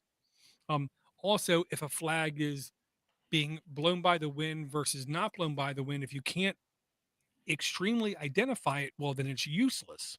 Um, and he goes through like all these different kind of things to where he believes that he understands what is the best use of a flag and which are the best flags. And he goes through like a lot of the national flags and things and gives you examples of why he thinks what is good and what is bad. Dude, it is Huh. really an art form. Yeah, I mean the most flags they seem to be the same shape, the rectangle, but then Mhm. there's a couple that are different, like Well, Nepal. the It's very opposite to where they're more tall than they are wide. uh, There's some of them. And then there are some that are square. yeah, I think Switzerland square, or is it just on a square Um, on there? Switzerland sticks with the UK birth of flag. What is the Nepal flag? I can't tell you what it is. It's two triangles that are on top of each You're right. You're right. You're right. other. Mm. That's my dad is saying that they have a flag of Yemen on the seat covers in their car. So they've Huh. got these seat covers, and they're whatever the brand is, and it has a little logo. And we were going in their car for the first time, and Solomon's like, "That's Yemen." Yeah, it looks pretty close. Not good. Well, about flags anyway. Yep. There's a video I put in the chat. It's a 18-minute video from CGP Gray. Does your flag fail? Gray grades state flags in the United States. Now, I'm biased. We're all biased. The only difference is I'm putting my bias out there up front. In the United States, there is no state flag that even comes close to being incredibly instantly identifiable, incredibly instantly unique, and incredibly instantly understanding like the Maryland state flag. I digress. What does Look it at it look? when you will. Oh, I And will. and I wish there were more countries that would be as presumptive, as objective as, you know, as the Maryland state flag is. Is But that you the know, thing with all the yellow and the black and the red? mhm. That is the gaudiest thing I've ever seen. But guess what? I You wouldn't can even be use that for toilet paper, man. but you can be miles away and you know that's what it is. There's no confusing it. Is there? No, there's no confusing. Is Holy, that not the point of a flag? To be I in guess, immediately incredibly identifiable. or to make you vomit when you look at it, I guess. Does it not make it incredibly uniquely incredibly identifiable? Yeah, I don't know any flags. Like I can recognize the Washington state flag, but that's Nope. No, no, no. I guarantee you I can put four flags in front of you and you're not sure if it's Washington state or not. which ones? I don't know them off the top of my head, but I know there's nothing unique about Washington state flag. It literally says the seal of Washington has a picture of George Washington on it. I know, but if it's folded up like if there's no wind blowing, you Oh can't yeah, no, see no, no. that. I'm not saying that it's better than that. I'm just saying that that's one of the only ones that I could recognize. I don't know Only if many. it's blowing wide. That's the thing. If you watch the video, you understand you got to be able to identify a flag whether the wind is blowing or not. And Yeah, that's what yeah. makes flags really difficult. And then, like, literally a third of the United States flag, state flags are completely the same as every other one if there's no wind blowing. Yeah, it's amazing So how many about Union Jacks on them. so sorry, about 10 or 15 years ago, our country had a referendum to see if it could Yes, they change did. its flag. Yes, they did. And I'm sharing my screen with you now. There's some of the examples that were put up. I know, but the My one on the favorite was bottom the left, I would have went for bottom it. left. No, Yeah. With the kiwi with the laser eyes. the keys. And We should have gone for that one. We should have got that one. and what is the I don't want to say feather, the leaf, right? The silver fern. Silverfin, that's right. Fern. Yeah, Yeah, silver these look fern. like, a couple of them look like they are the same people who designed the Tesla truck.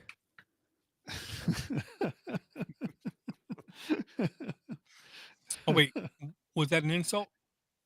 So yeah. Oh, So there were there's some some good ones there. quite good designs, but There are. we didn't. We decided not to change our flag in the end. Well, look, But, Yeah, you probably the thing. probably wasted millions of dollars though trying. Well, there's no waste. yeah, You're, about you're $30 just million. throwing money Yeah. at other things. Yeah, I will Well, say I it's just really our do flag. like your national flag versus so many other national flags that I've seen. Thank you. Because like there's so many flags where there is white, blue, and red, or green, white, and like orange or red, and you can't tell should it be vertical, should it be horizontal, is it the right, and you don't really know what the right order is unless you're Mm. obsessively compulsive. It's like Well, the yellow, green, red. There's so many African countries that have like yeah, stripes, yeah. And Mali Ireland. and Cameroon. Mhm. Yeah, and Ireland. Ireland and the Ivory Coast look almost exactly the I same. know. So this is Welcome to Fun with Flags. Right, flag talk. I really do. I didn't know how much I loved flags until I became a certain age. Ooh, Now I want you guys to quiz me on my flag knowledge. wait a minute, let me pull down my pants. I love the fact that you immediately looked at your screen. I saw that. I saw that. Yeah, I was just trying to figure out what the smallest country in the world is. So it's like the Well, Marshall okay, Islands or no. something. No. Oh, It looks like then Tuvalu. first off, you're trying to define a human construct called a country, and now you have to define who acknowledges it's a country, because there are countries that only certain countries acknowledge as being a country, even though that country is nothing more than like an oil rig off the coast of a country. So it's literally like 100 feet by 100 feet, but it isn't recognized in like United Nations. So, you know, nuance. It's really hard to like nail that kind of thing down. Swift just put in a website, yeah, it's an app, and it's called K Geography. And you can install. Oh yeah, I it. have that. Yeah, I've got it on my laptop. Yeah, nice. Yeah, I was Yeah. going to use it for homeschooling. Yeah, Yeah, it's really I good. honestly Yeah. have that one on my desktop because I was comparing that versus 3 words. Cool. All right, my 3 words. Yeah, Or what 3 words? Yeah. The Yeah. location thing. Yeah. GFY.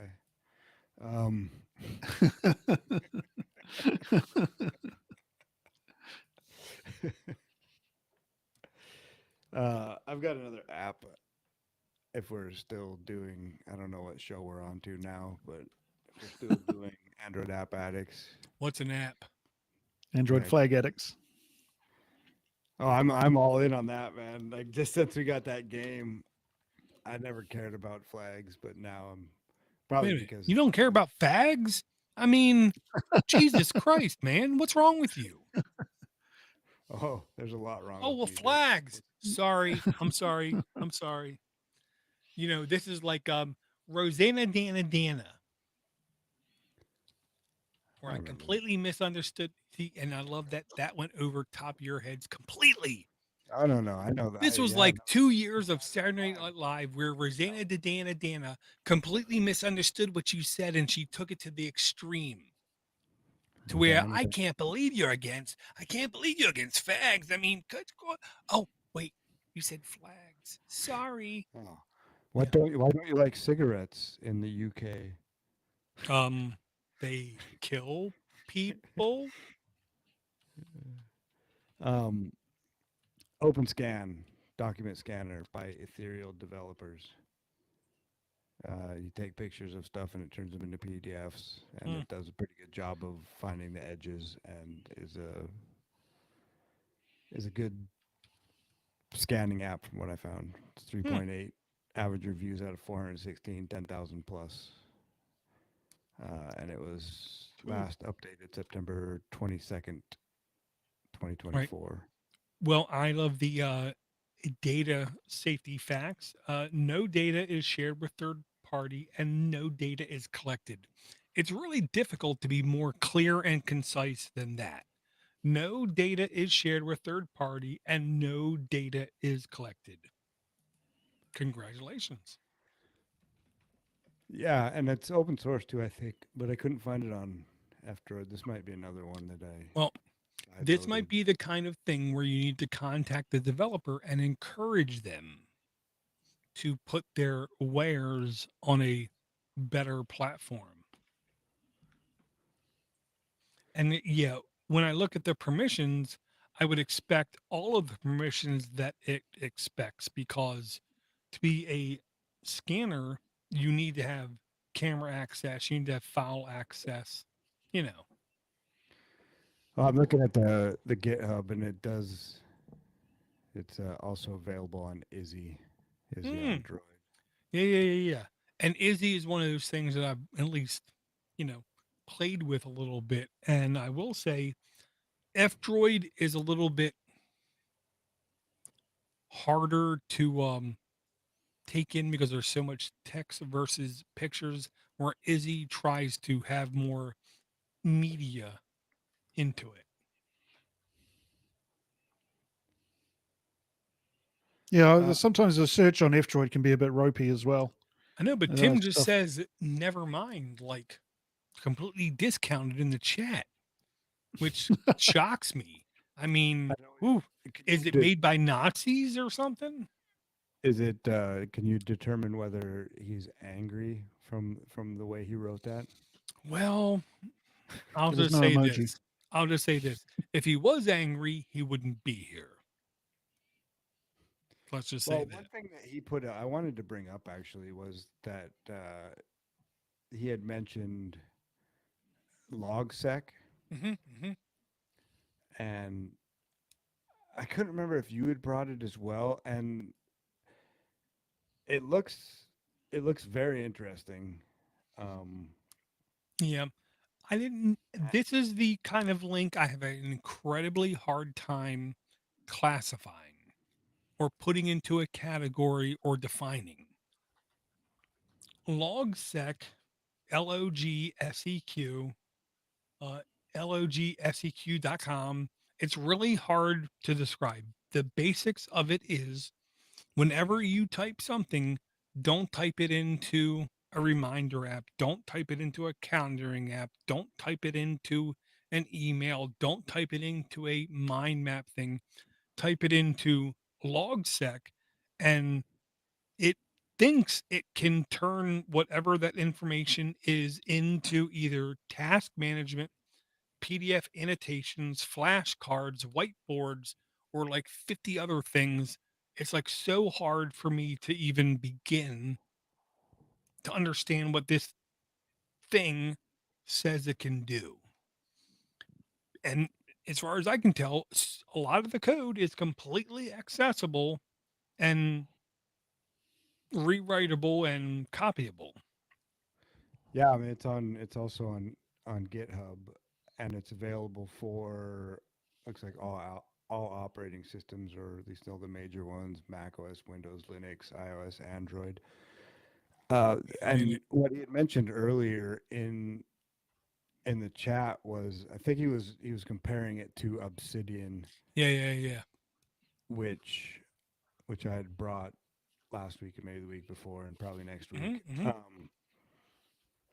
So yeah, it looks cool. I don't have you used it, Tim? Oh, but what he's talking about with Nevermind is that Rosanna Dana always ended her speech with Nevermind. She did. Yeah. She did. And that was the like dramatic conclusion. Never So mind. Yeah. While But she yeah, said this that, is- she was still like one of the hottest people on Saturday Night Live, but I digress.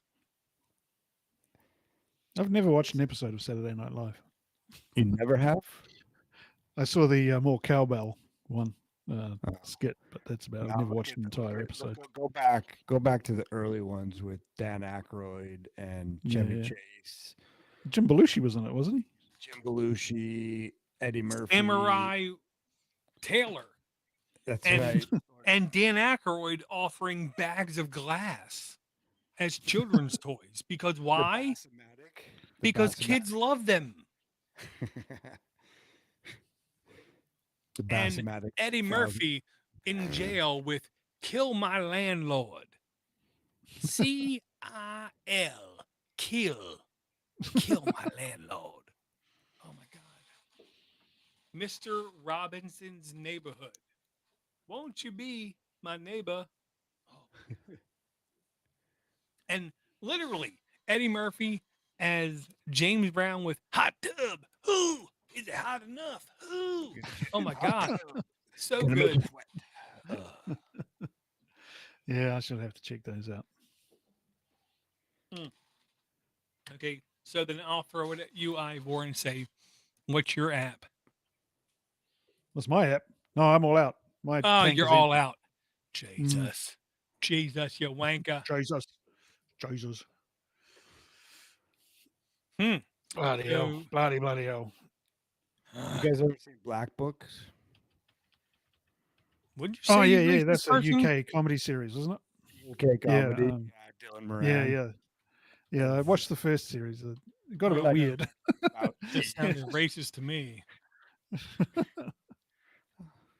It's like asking about, have you watched White Power? What? You would love it, Dor. You should. Do you have that on your Plex, Ivor? I don't, but I can get it. That's Yep. Okay. That's a good one.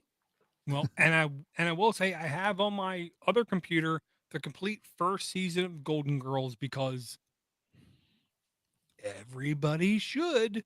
But when I go on my Plex server and I search Golden Girls, nobody has the complete first season. Oof.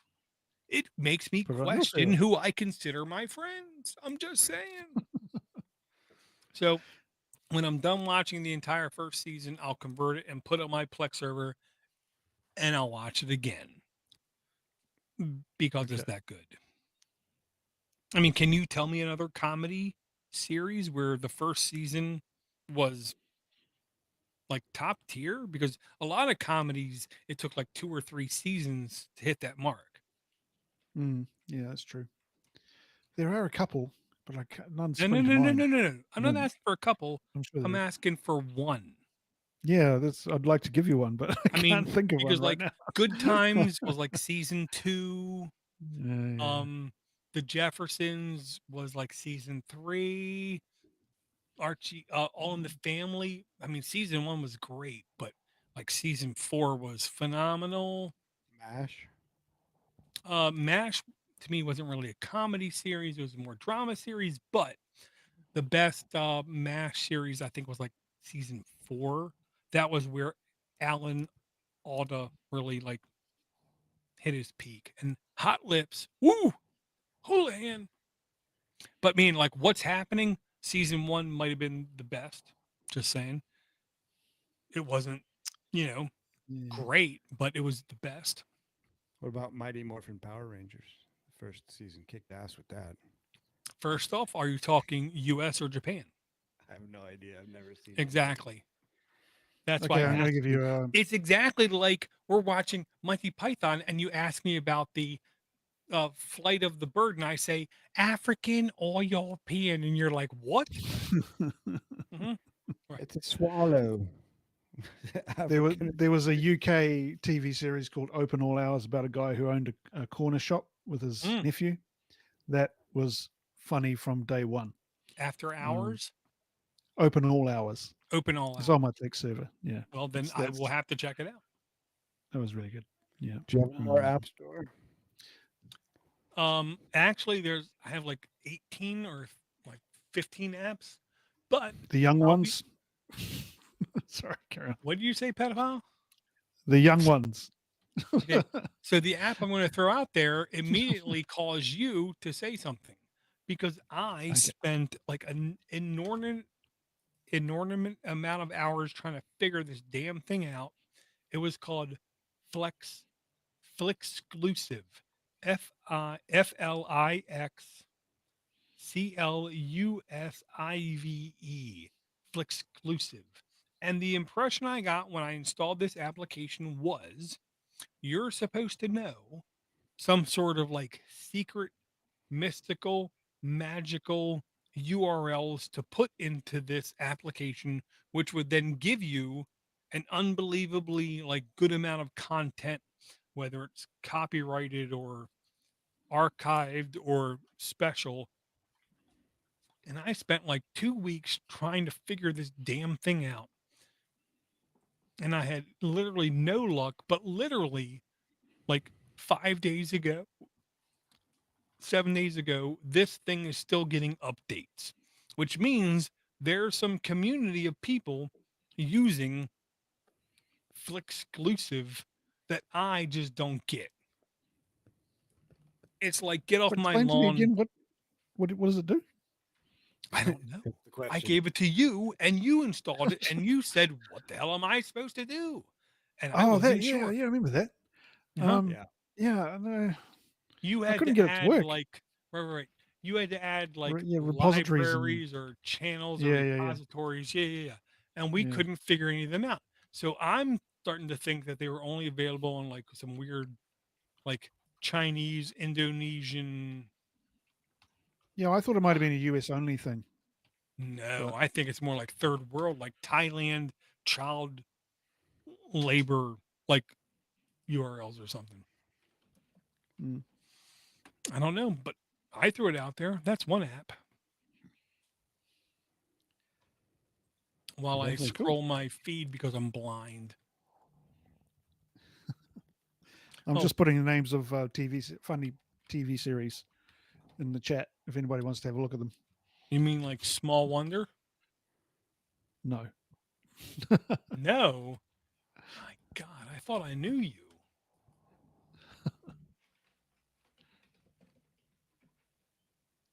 Oh, Have you seen one called Blunt Talk? say that slower? Blunt Talk. Nope, It's a not TV at all. series. It's Snoop got Dogg? it's got the guy from yeah, not Snoop Dogg. It's got the guy from he was Jean Luc Picard. What's his name? Patrick Stewart. Patrick Patrick Stewart. Swayze. He's the Jesus lead character in this. Christ. He plays a guy who's a news talk sort of host, and he's How completely old? bonkers. About 10 years. 10 years ago, it came out. Called Hmm. Blunt Talk. It's on my Plex. Have a look at it. Hmm. You definitely have my interest. It's Um, it's bizarre. It's great, but it's really strange. It's okay. really good. Oh, and the IT crowd, of course. I tried watching that, and I just wanted to punch them in their little face because I'm an IT guy. Yeah, You know, exactly. I've seen more things that those nerds, excuse me, sorry, pause. Those pretend nerds, they never seen nothing. Okay? I'm like, if I pull my shirt off and I show you my back, it's covered in scars from being asked stupid questions because I'm an IT guy. Um, the app I'm going to throw out there is literally called WG Tunnel. Um, and the main reason I'm actually bringing this app is because I'm going to let a little secret out. This is one of those little places where I looked at and I started to find content that was really overwhelming. Um, every month, F-Droid puts out a change log, and in their change log, they tell you about every single application in F-Droid that was updated, and separately, every single application that is a new application. I found so much content, it was like crazy. It's like, how can you as an Android podcast not have an overwhelming amount of content when I saw this stuff? Okay. Um, WG Tunnel. Okay. Long story short, private communication point to point was literally revolutionized now in early 2025, like a year ago, maybe a year and a half ago, to something called WireGuard. And what is, it is an incredibly simplified structure of communication from point to point that has been proven incredibly more secure than anything that's ever been existed before it. So when you see something that you're using is using WireGuard, you are rest assured that it is incredibly good compared to anything else. If someone says, well, this complies to DoD standards or some other bull crap, it has nothing even completely close to WireGuard. So WG Tunnel is an application on F-Droid. What it essentially enables you to do is, even via a QR code, set up tunneling between one point to another. And typically, when you're using WireGuard, one point is something within your personal, private, trusted network, and you connect a device, and that device can be outside your network. It can be outside your area. It can be outside your country. It can be outside your time zone or anything, and still have just a trusted connection between the two. The difference is with WireGuard, the performance I've seen is nearly insane.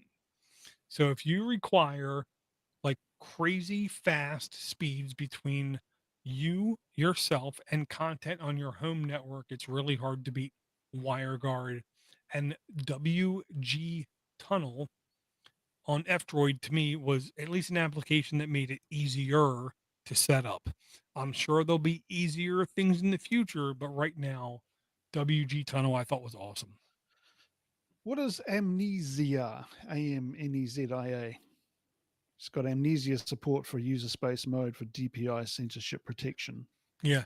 Amnesia, I believe, is just an independent platform, and that independent platform gives you multiple solutions to your privacy amongst um, DNS solutions, and the tunneling solutions. Amnesia makes it easier for you to just pick WG WireGuard as your protocol when you're communicating such a thing. Right. I think, thank thought. Okay. So it's really a VPN. It is a VPN, but it's a VPN that does more secure things than a lot of other things that have ever existed, is the way I'll put it. Right. Okay. So there's an app I bought last time called DNS Net, which I'm using Mhm. 24/7 now. And it's good. It's great. Yeah. But so is this does the same sort of thing, does it? No. What the DNS stuff does is it makes your address lookup, when you click something different, unique, or novel than you normally click, it then causes a DNS lookup, and your app makes sure that when you do that DNS lookup, you're doing it securely and privately, to when you get the results back, you don't announce it to everybody else. Right. Okay. It isn't the Cool. communication Sounds good. between the results, it's just the initial lookup between the two, Cool. which is All right.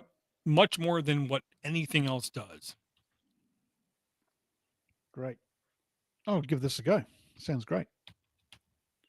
My bottom was about to fall off. Yeah, my top's about to fall off. Do you have anything else that's pressing, Door? Should we go through I'll just say, in typical fashion, I still have like 10 more links in my queue. And this is links that I've only brought from the last episode. So, wow, ridiculous. So then I'll say, Josh, I'll just beg you to do your best in some kind of rundown because, dude, you've done really great at the rundown. It's the Hey, highlight of my week. Any type, the Everything app by any association. Page, the simplest note taking app. Keep alive, notify others if you haven't used your device in a given period of time. And then we talked about Android Safety Core and standard notes and the Futo keyboard and Pluvia, and then how Amazon is killing their App Store and the USB for their Kindles. Dart Counter by Dart Counter. Ember by Ember Fund Inc. Rico Cat Arena by Kaju Games. Zombie Highway 2 by Oxbrain Inc. Globo Learn Flags and Capitals by Nako Games LLC. OpenScan Document Scanner by Ethereal Developers. LogSec by LogSec. Flixclusive. Anybody knows what that is, let us know. Mm-hmm. WG Tunnel, an alternative VPN client app for WireGuard with additional features. And I think that is it. DNSNet was mentioned at the end. Right. Cool. Yeah. And DNSNet was in the last episode, AKA 607, maybe. But I want to take a short pause and just say, Josh, how is your other endeavors going? Are you talking about the prostitution again? Does it make you horny? Um, Jesus. if you're talking about other podcasts, I did another one Oh, on yeah. Sorry. Yes. Sorry, Tuesday, I think. But if it makes you feel better, I didn't have any pants on when I was doing dude. A lot makes me feel better, but go ahead. it. So yeah, no, it was good. If you put it on 3 times speed, it only takes 6 minutes to listen to. So I'm not an amateur. I listen to like 5x. I know I was talking for the normal people out there. Yeah. So, So do you have fun doing it? oh, absolutely, absolutely. It's Absolutely. just a matter of finding the time to sit down and then. I mean, I was talking to Ivor before we started recording about Ellen Beats and just like how much fun I have listening to value for value music, trying to find something that because I always plug in a new song at the beginning and then I realize that I forgot to put the whole song at the end, but I use it as an intro song and then create a split for any boosts that come in, go to Right. the artist. So Giving it's them credit. giving them credit, giving them any small amounts of Bitcoin that people Support. send Huh? to me, which nobody does because I do a show every 6 months. It doesn't matter if people do it. The Oh yeah, question is, do you offer it? I do offer it, Hmm? pushing the Good value man. for value, and it's yeah, man, it's fun. And then Ivor even said that he got something out of it, and that was the Ellen Beats. Wow. Awesome. Yeah, it's great. Some really good guitarists on there. The thing about Spotify and other streaming music platforms is that you have the tyranny of choice. You know, you're spoiled for choice. You can't Yep. find the stuff you want to find. It's served up to you what they think you want to listen to, Right. what they think you should It's be listening to. right. It's the algorithm. And if you don't like it, well, then why are you here? Yeah. So LN Beats is a great way for lesser known artists to get themselves out and to be rewarded for their work um, in Bitcoin and for by directly by the listeners, not have any Well, middlemen in between. it was awesome too because just the other day for the show I put out, I don't think it was early January. It was by somebody or by, I don't know exactly. So somebody named Luna Pilot, and then they ended up zapping the show and like, hey, this is awesome. I just found this, and then hit me up on Noster as well, and like, this really made my night. And I'm like, wow, this really Very made cool. my night. Just having the like that completed circle of community, and that's that open source value for value thing where they were extremely happy that somebody used their music, and I was happy that they were happy, and everybody's happy, man.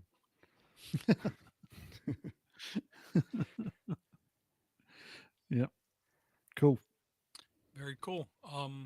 Ivor, do you have any parting words of wisdom? Parting words of wisdom. Ooh. I know, because you could just And, say love, peace, and hair grease, and yeah, that works. just take a minute, enjoy the sunshine, get out there and breathe some fresh air. You'll be amazed how much good it does you. Yep. Never ever forget to love the things that are around you because they love you right back. Exactly. Thank you, everybody, for downloading, subscribing, participating. The online live chat with this show is nearly sickening how awesome it is. And it's sickening because I can't keep up with it, but the people who are involved with it seem to love it, and that's all that matters. Whether it's SCJ, Swift, Josh's dad, Ivor's brother, or man, Tim, or I'm really happy there's no one like connected with Yeah, me that are there, but it's Red's always here. dude, might as well be my brother. Okay. That's how much I love that man. So I thank everybody for coming out. I thank everyone for supporting. And the only thing I say is never ever forget two things. Number one, support those who support you. Number two, never ever stop asking people around you for help, questions, or support. Because if you ask that question and they do not answer, they are not your brothers, they are not your friends, they are not you. Disconnect them from you and dump them in the sewer like a hmm, something we're not going to mention. And then we'll say, thank you very much, Ivor. Thank you very much, Josh, for hanging out. Hope you guys had a good time. Sure did. Thanks. Thanks, Dor. See you guys in the chat next Touch week, probably. grass. Maybe. Hopefully. Awesome. Take it easy, everybody. Cheerio. Then I hit stop. Then I hit file. Gotta first save project before it goes boom. 608. Man, stuff hurts. Export. So because most of the time when you guys are talking, I'm not listening to you. What? I was trying to figure out that Flixtopia. What is Flickster. it called? I know. I can't understand it, man. You know what I think it might be? I think it might be just an open source video player. I know, but what do you put into the feed? Whatever you got, your own. It's like Plex or something where it's just an open source starting point for Dude, if you want to create a player. I put like 10 things into it, and all of the time I put into it, it said unrecognized or incompatible or not supported. Well, I almost think it's near kitty porn level of fucking shit that I don't understand. And look, now that the podcast is over, the one thing I learned about podcast is if you're explicitive, you have to say that. Where with YouTube, it's the opposite. If you're kid friendly, you have to say that. I'm not fucking kid friendly. Fuck kid friendly. Because when you're kid fucking friendly, that means you have to adhere to certain shit. Pardon my French, Greek, Roman. Whatever. So yeah, that Flixer shit, I couldn't grasp what it wanted. Couldn't get it to work. I couldn't Mm. understand what it wanted as the entry point, the URL, the path, or whatever. Oh, I meant to bring up too that email that that AAA email about the Patreon and how iOS was going to be taking 30% I know. on top now. I know. I know. Jesus, how Fucking sickening. it's crazy. I know. Like they don't have enough money already. But as an iOS user, you've been notified for like 3 months about this shit. Talking to you, Ivor. So if you don't change how you're doing things, there's nothing I'll ever be able to say to change that person. Yeah, but that's the thing. These are the legacy systems that people are stuck into, and this is No, they're not stuck into. They love sticking their shit into. There's a well, difference. it's easy. It's easy, right? And everybody knows it now. I mean, I remember first when I was like, "Oh yeah, the Patreon." Something people are like, "What the hell is Patreon?" And now, I mean, everybody that knows anything about podcasting is Right. They have Patreon. like 2,000 people supporting their Patreon. Mm-hmm. Yeah. It's quite nuts. And then I look at my Patreon and I got, 60 people. The difference is what? I don't sell their information like I'm a whore. Like I'm a flapper. Flapper. But yeah, correct me if I'm wrong, Ivor. Please. Yep. I honestly think that you are the person, the individual, the solo person that introduced me to the castle. Nope, that was me. No, it was Josh. I don't want to rub his testicles. Jesus Christ. Are you sure? Yeah, it was Josh. Oh, fuck. Never mind. I'm gone. I'll see you guys tomorrow. I get credit for nothing. Don't worry, it's cool. I understand. I watched it when I was down in Christchurch with my daughter. She loved it. She thought it was great. So good. It's beyond good. It's so like well paced. It's so well acted.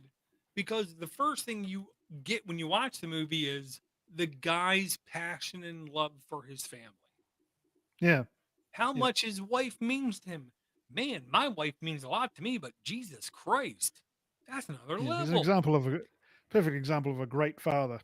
He's My like God, perfect perfect figure. father, Yeah. perfect fucking father. And husband. There you go. Oh, look at that's beautiful. Wow, do you see that light? Holy Right? hell, Batman. What is that? It's called sugar icing, but it's what you do with it. Oh my That's what you do with it. God. I try to compliment my wife that much. Jesus Christ. Tell him how you dug a hole. Dude, my kids can't even dig a fucking hole. Dale dug a hole. It's filling with water. Yeah. Oh my God.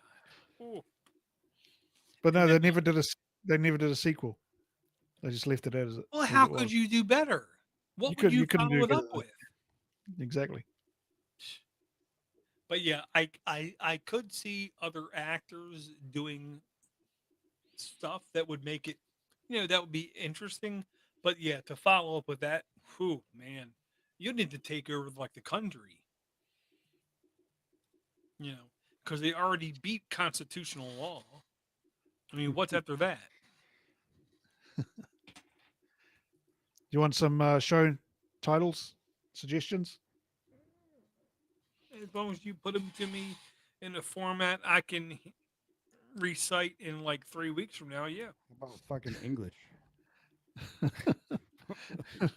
Yeah, is English all right? Or would you prefer Chinese?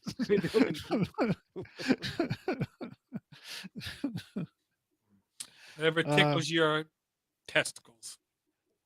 Okay, so first one I got is drop a turkey at my front door and jingle my jangly bits. Or jingle my tingly bits.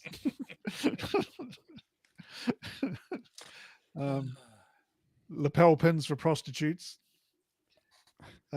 Your privacy is important to us, and other lies. Salty Unix corns. I was trying to get the unicorns Unix Yep, issues yep, there. yep, but yep, anyway. yep, yep, yep. We got it. If you have to explain it, we're not using it, Ivor. Okay. Nixon is always listening. Open your core and let me slip in. Oh. Oh. Fun with flags, and don't tickle my testes. It's hard to not go with fun with flags. I've got 3 then. God. Ring you, ping you, ding you. Ooh. Become a prostitute. I already am. I like stuff. Yeah.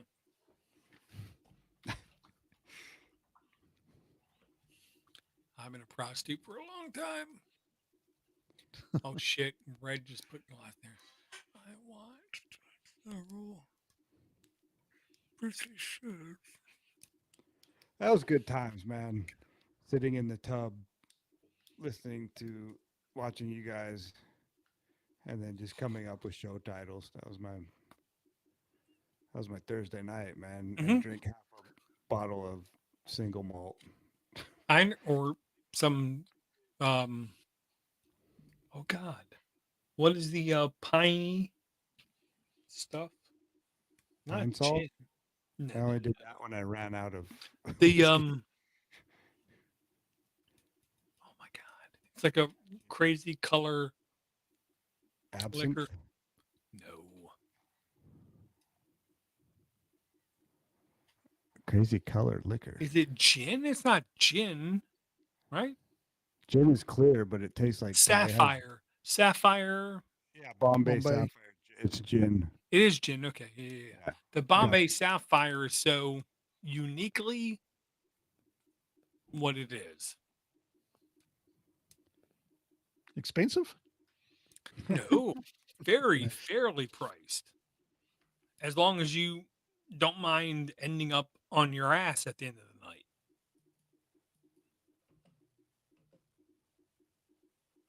Oh, wow. Red's talking about old English TV series he used to watch. Got Red Dwarf, that was a classic. Doctor Who. Oh my god. I watched like half the Benny first Hill. season of Red Dwarf, but then I watched a documentary on the creation of Red Dwarf, and woof. But yeah, Benny Hill, my god, I remember me and my dad, I was like 14 years old watching Benny Hill, and he like almost ashamedly would laugh at the perverted shit that like chasing skirts kind of thing would happen. Oh my god. Yeah. Was such good Yeah. TV. Watch League of Gentlemen. No, you mentioned that, but I haven't heard of it. It's another British one. League of Local pub for local people. Actually, Extraordinary Gentlemen. No, just League of No, Gentlemen. League of Gentlemen. There's another series I'm watching at the moment. It's quite a recent one. It's called Brassic, Brassic. It is hilarious, absolutely hilarious. But you probably have problems understanding what they're saying because they've got thick northern accents. Well, that's why you have closed captioning turned on every fucking thing you watch Yeah, in the true. last like Yeah. 2 years. But yeah, if you get a chance to watch it, I would recommend it. What platform do you think it would be on in my continent? Congratulations. Welcome to 2025. Well, you That's can. the It's on my hardest question. Plex. You can watch it on my Plex if you want. Oh, well, yeah, okay. As long as your Plex is like, has enough Working. blue pills to make it good, yeah. Everything I've watched from here on your Plex server has been conveyed completely appropriately. Oh, has it? Okay, well, that's good to Yeah. know. Yeah. Hmm. Oh, if it wasn't, I would have said something. Because, Yeah, I know you. I'm an American. Benny Hill was. Oh, did I tell you we're going back to Hobbiton? We're going on a family our holiday in July. We're taking a holiday and we're going to visit the Lord of the Rings set that I visited last year with my cousin. Dude, I am so It's jealous. really good. Yeah, It's so it's awesome. gorgeous. Yeah. It is. Yeah, and the level of detail these guys have gone down to is just incredible. Down Yeah, to I the mean, garden implements and right. tweezers and spectacles and all sorts of things. It's just Well, amazing. the scenery is unreproducible in like the last 20,000 years kind of thing. It's like literally Yeah, exquisite. yeah. Mm, yeah. But the amount of work that's gone into the set is just Yeah. amazing. Yeah. To just walk through it is like pristine. Mm. Yeah, I did try to say something to the Yeah. wife about going that way, and she made it very clear to sit in a plane for that long was Yeah. In 24 hours at least. yeah completely unacceptable. How long does it take you to get to Hawaii from where you are? For door? Mm. I want to say 16 or 18 hours at minimum, but in To actuality, Hawaii? yeah, in Wow. actuality, no, that's a direct flight, which doesn't exist unless I pay $20,000. For me to get to Jeez. Hawaii, I want to say it's closer to 40 hours. Whew. For me to get to New What? Zealand would be closer to 60 hours. What are Really? you talking about? It's I'm 6 talking hour about flight time. from here. 60 seconds, then 60 of them become minutes, and then 60 of them become hours, and then 24 of them become days. Diluted. Yeah, because like I remember it took me like 8 hours to fly to Hawaii, and then we had another 6 or 7 hour flight to Los Angeles. Well, that's because Yeah, you're going that way. When you come the other way, mm. you got to add time Yeah. because you're Oh, going okay. Yeah. against the Talking about the rotation time of zone. the Yeah, but world you wouldn't as actually long as be you spending believe the 60 world is hours round. in a plane. Mhm. Yeah. Because me to the UK, from the UK back to me is completely different hours. And Yep. that's, I want to say, like 4 different hours, even though it's only like 7 hours, 8 hours apart. Yeah. All right, here you go. Baltimore to Oahu is 16, 12 18 hours at the and best. 27 minutes, door from Baltimore. And that's a Wow. direct flight. How much is that? I'm going to say $2,000. That's one stop, and that's $838, and that is a No, that's stop not bad. One in. stop is good, but I'm looking for nonstop because me and my wife are quite slutty when it comes to stops. We don't want any stops. That's going to Chicago. Oh my God. Have you been to Chicago? No, Between I you and haven't. me, it's a complete shithole. It's a, it's a complete shit hole because when you land, you got to walk like a quarter mile to a mile and a half to your next stop because the airport is so big. I can do it. Not sure my significant other would be willing, ready, and able to do such a thing. That's why she demands direct flights, which is so convenient. Here, this one goes through Minneapolis. What There makes you you go. think that's better than Chicago? Oh, it's not Chicago, for one.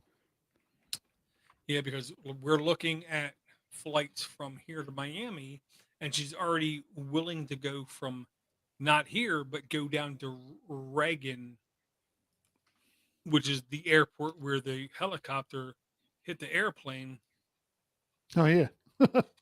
which I feel completely safe going to go from there to Miami, and it's literally like instead of $1,000, it's like $800 for two of us to go down in a direct flight. So for me and her to I go gotta to get back again too. Hawaii, ain't no way that's less than 2. Well, just come here and spend a couple days here to break up your trip. Dude, Fly to Vancouver. I would love to. It's on the way.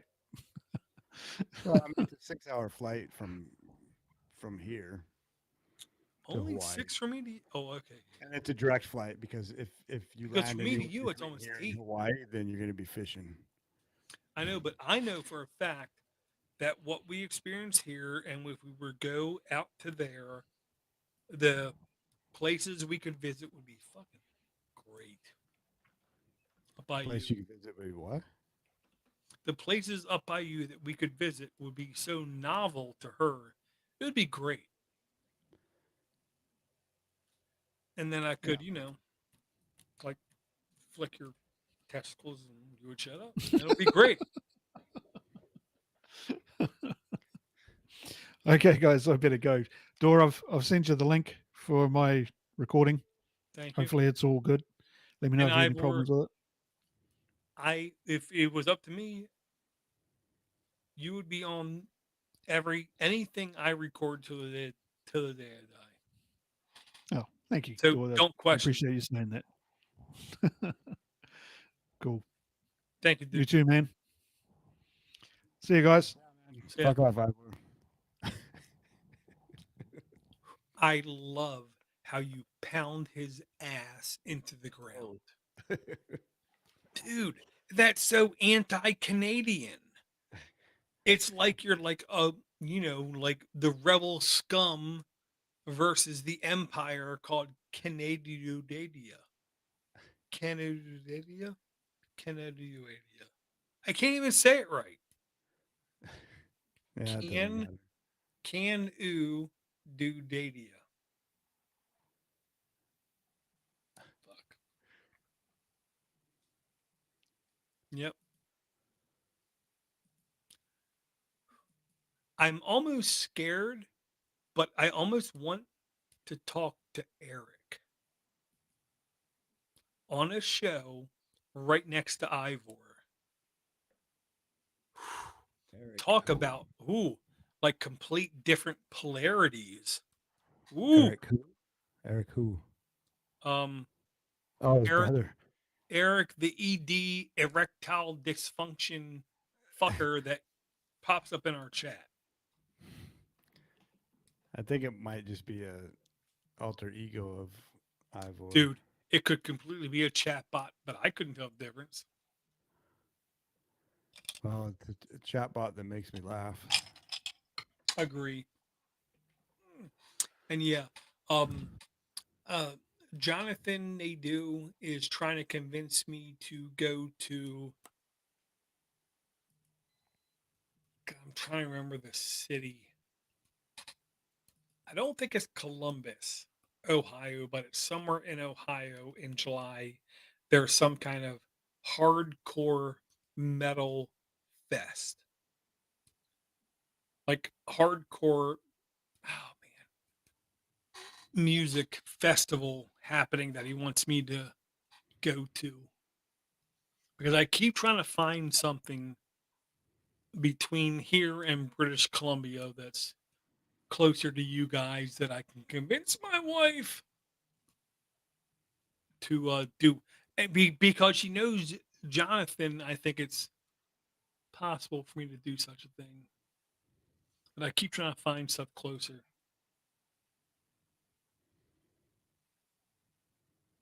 Yeah, well, we're here. Oh, I know. Dude, I am so blind. When I try to read text, it hurts. And my bladder is so small. Are you going to be What around? I started doing for reading books is putting reading glasses over my glasses. Mm. Yeah, I've had multiple. I don't remember what the right word is because there's two kinds of eye doctors. One is one in optometrist and I can't remember what the right word is. I'm going to see the more advanced one of them in 2 weeks, where I hope they give me a better prescription to where I can read stuff a little bit easier. But my incredibly small Irish bladder demands that I take a short break. Alrighty. Well, I thank you, and I still hate the fucking hat you have because I want it. It fucking looks awesome.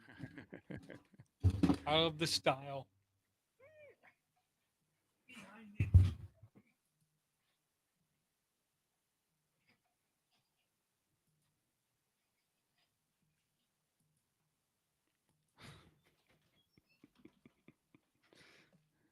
Yeah, that's a hard word, Red. Looks like it's just you and me. Anybody else out there?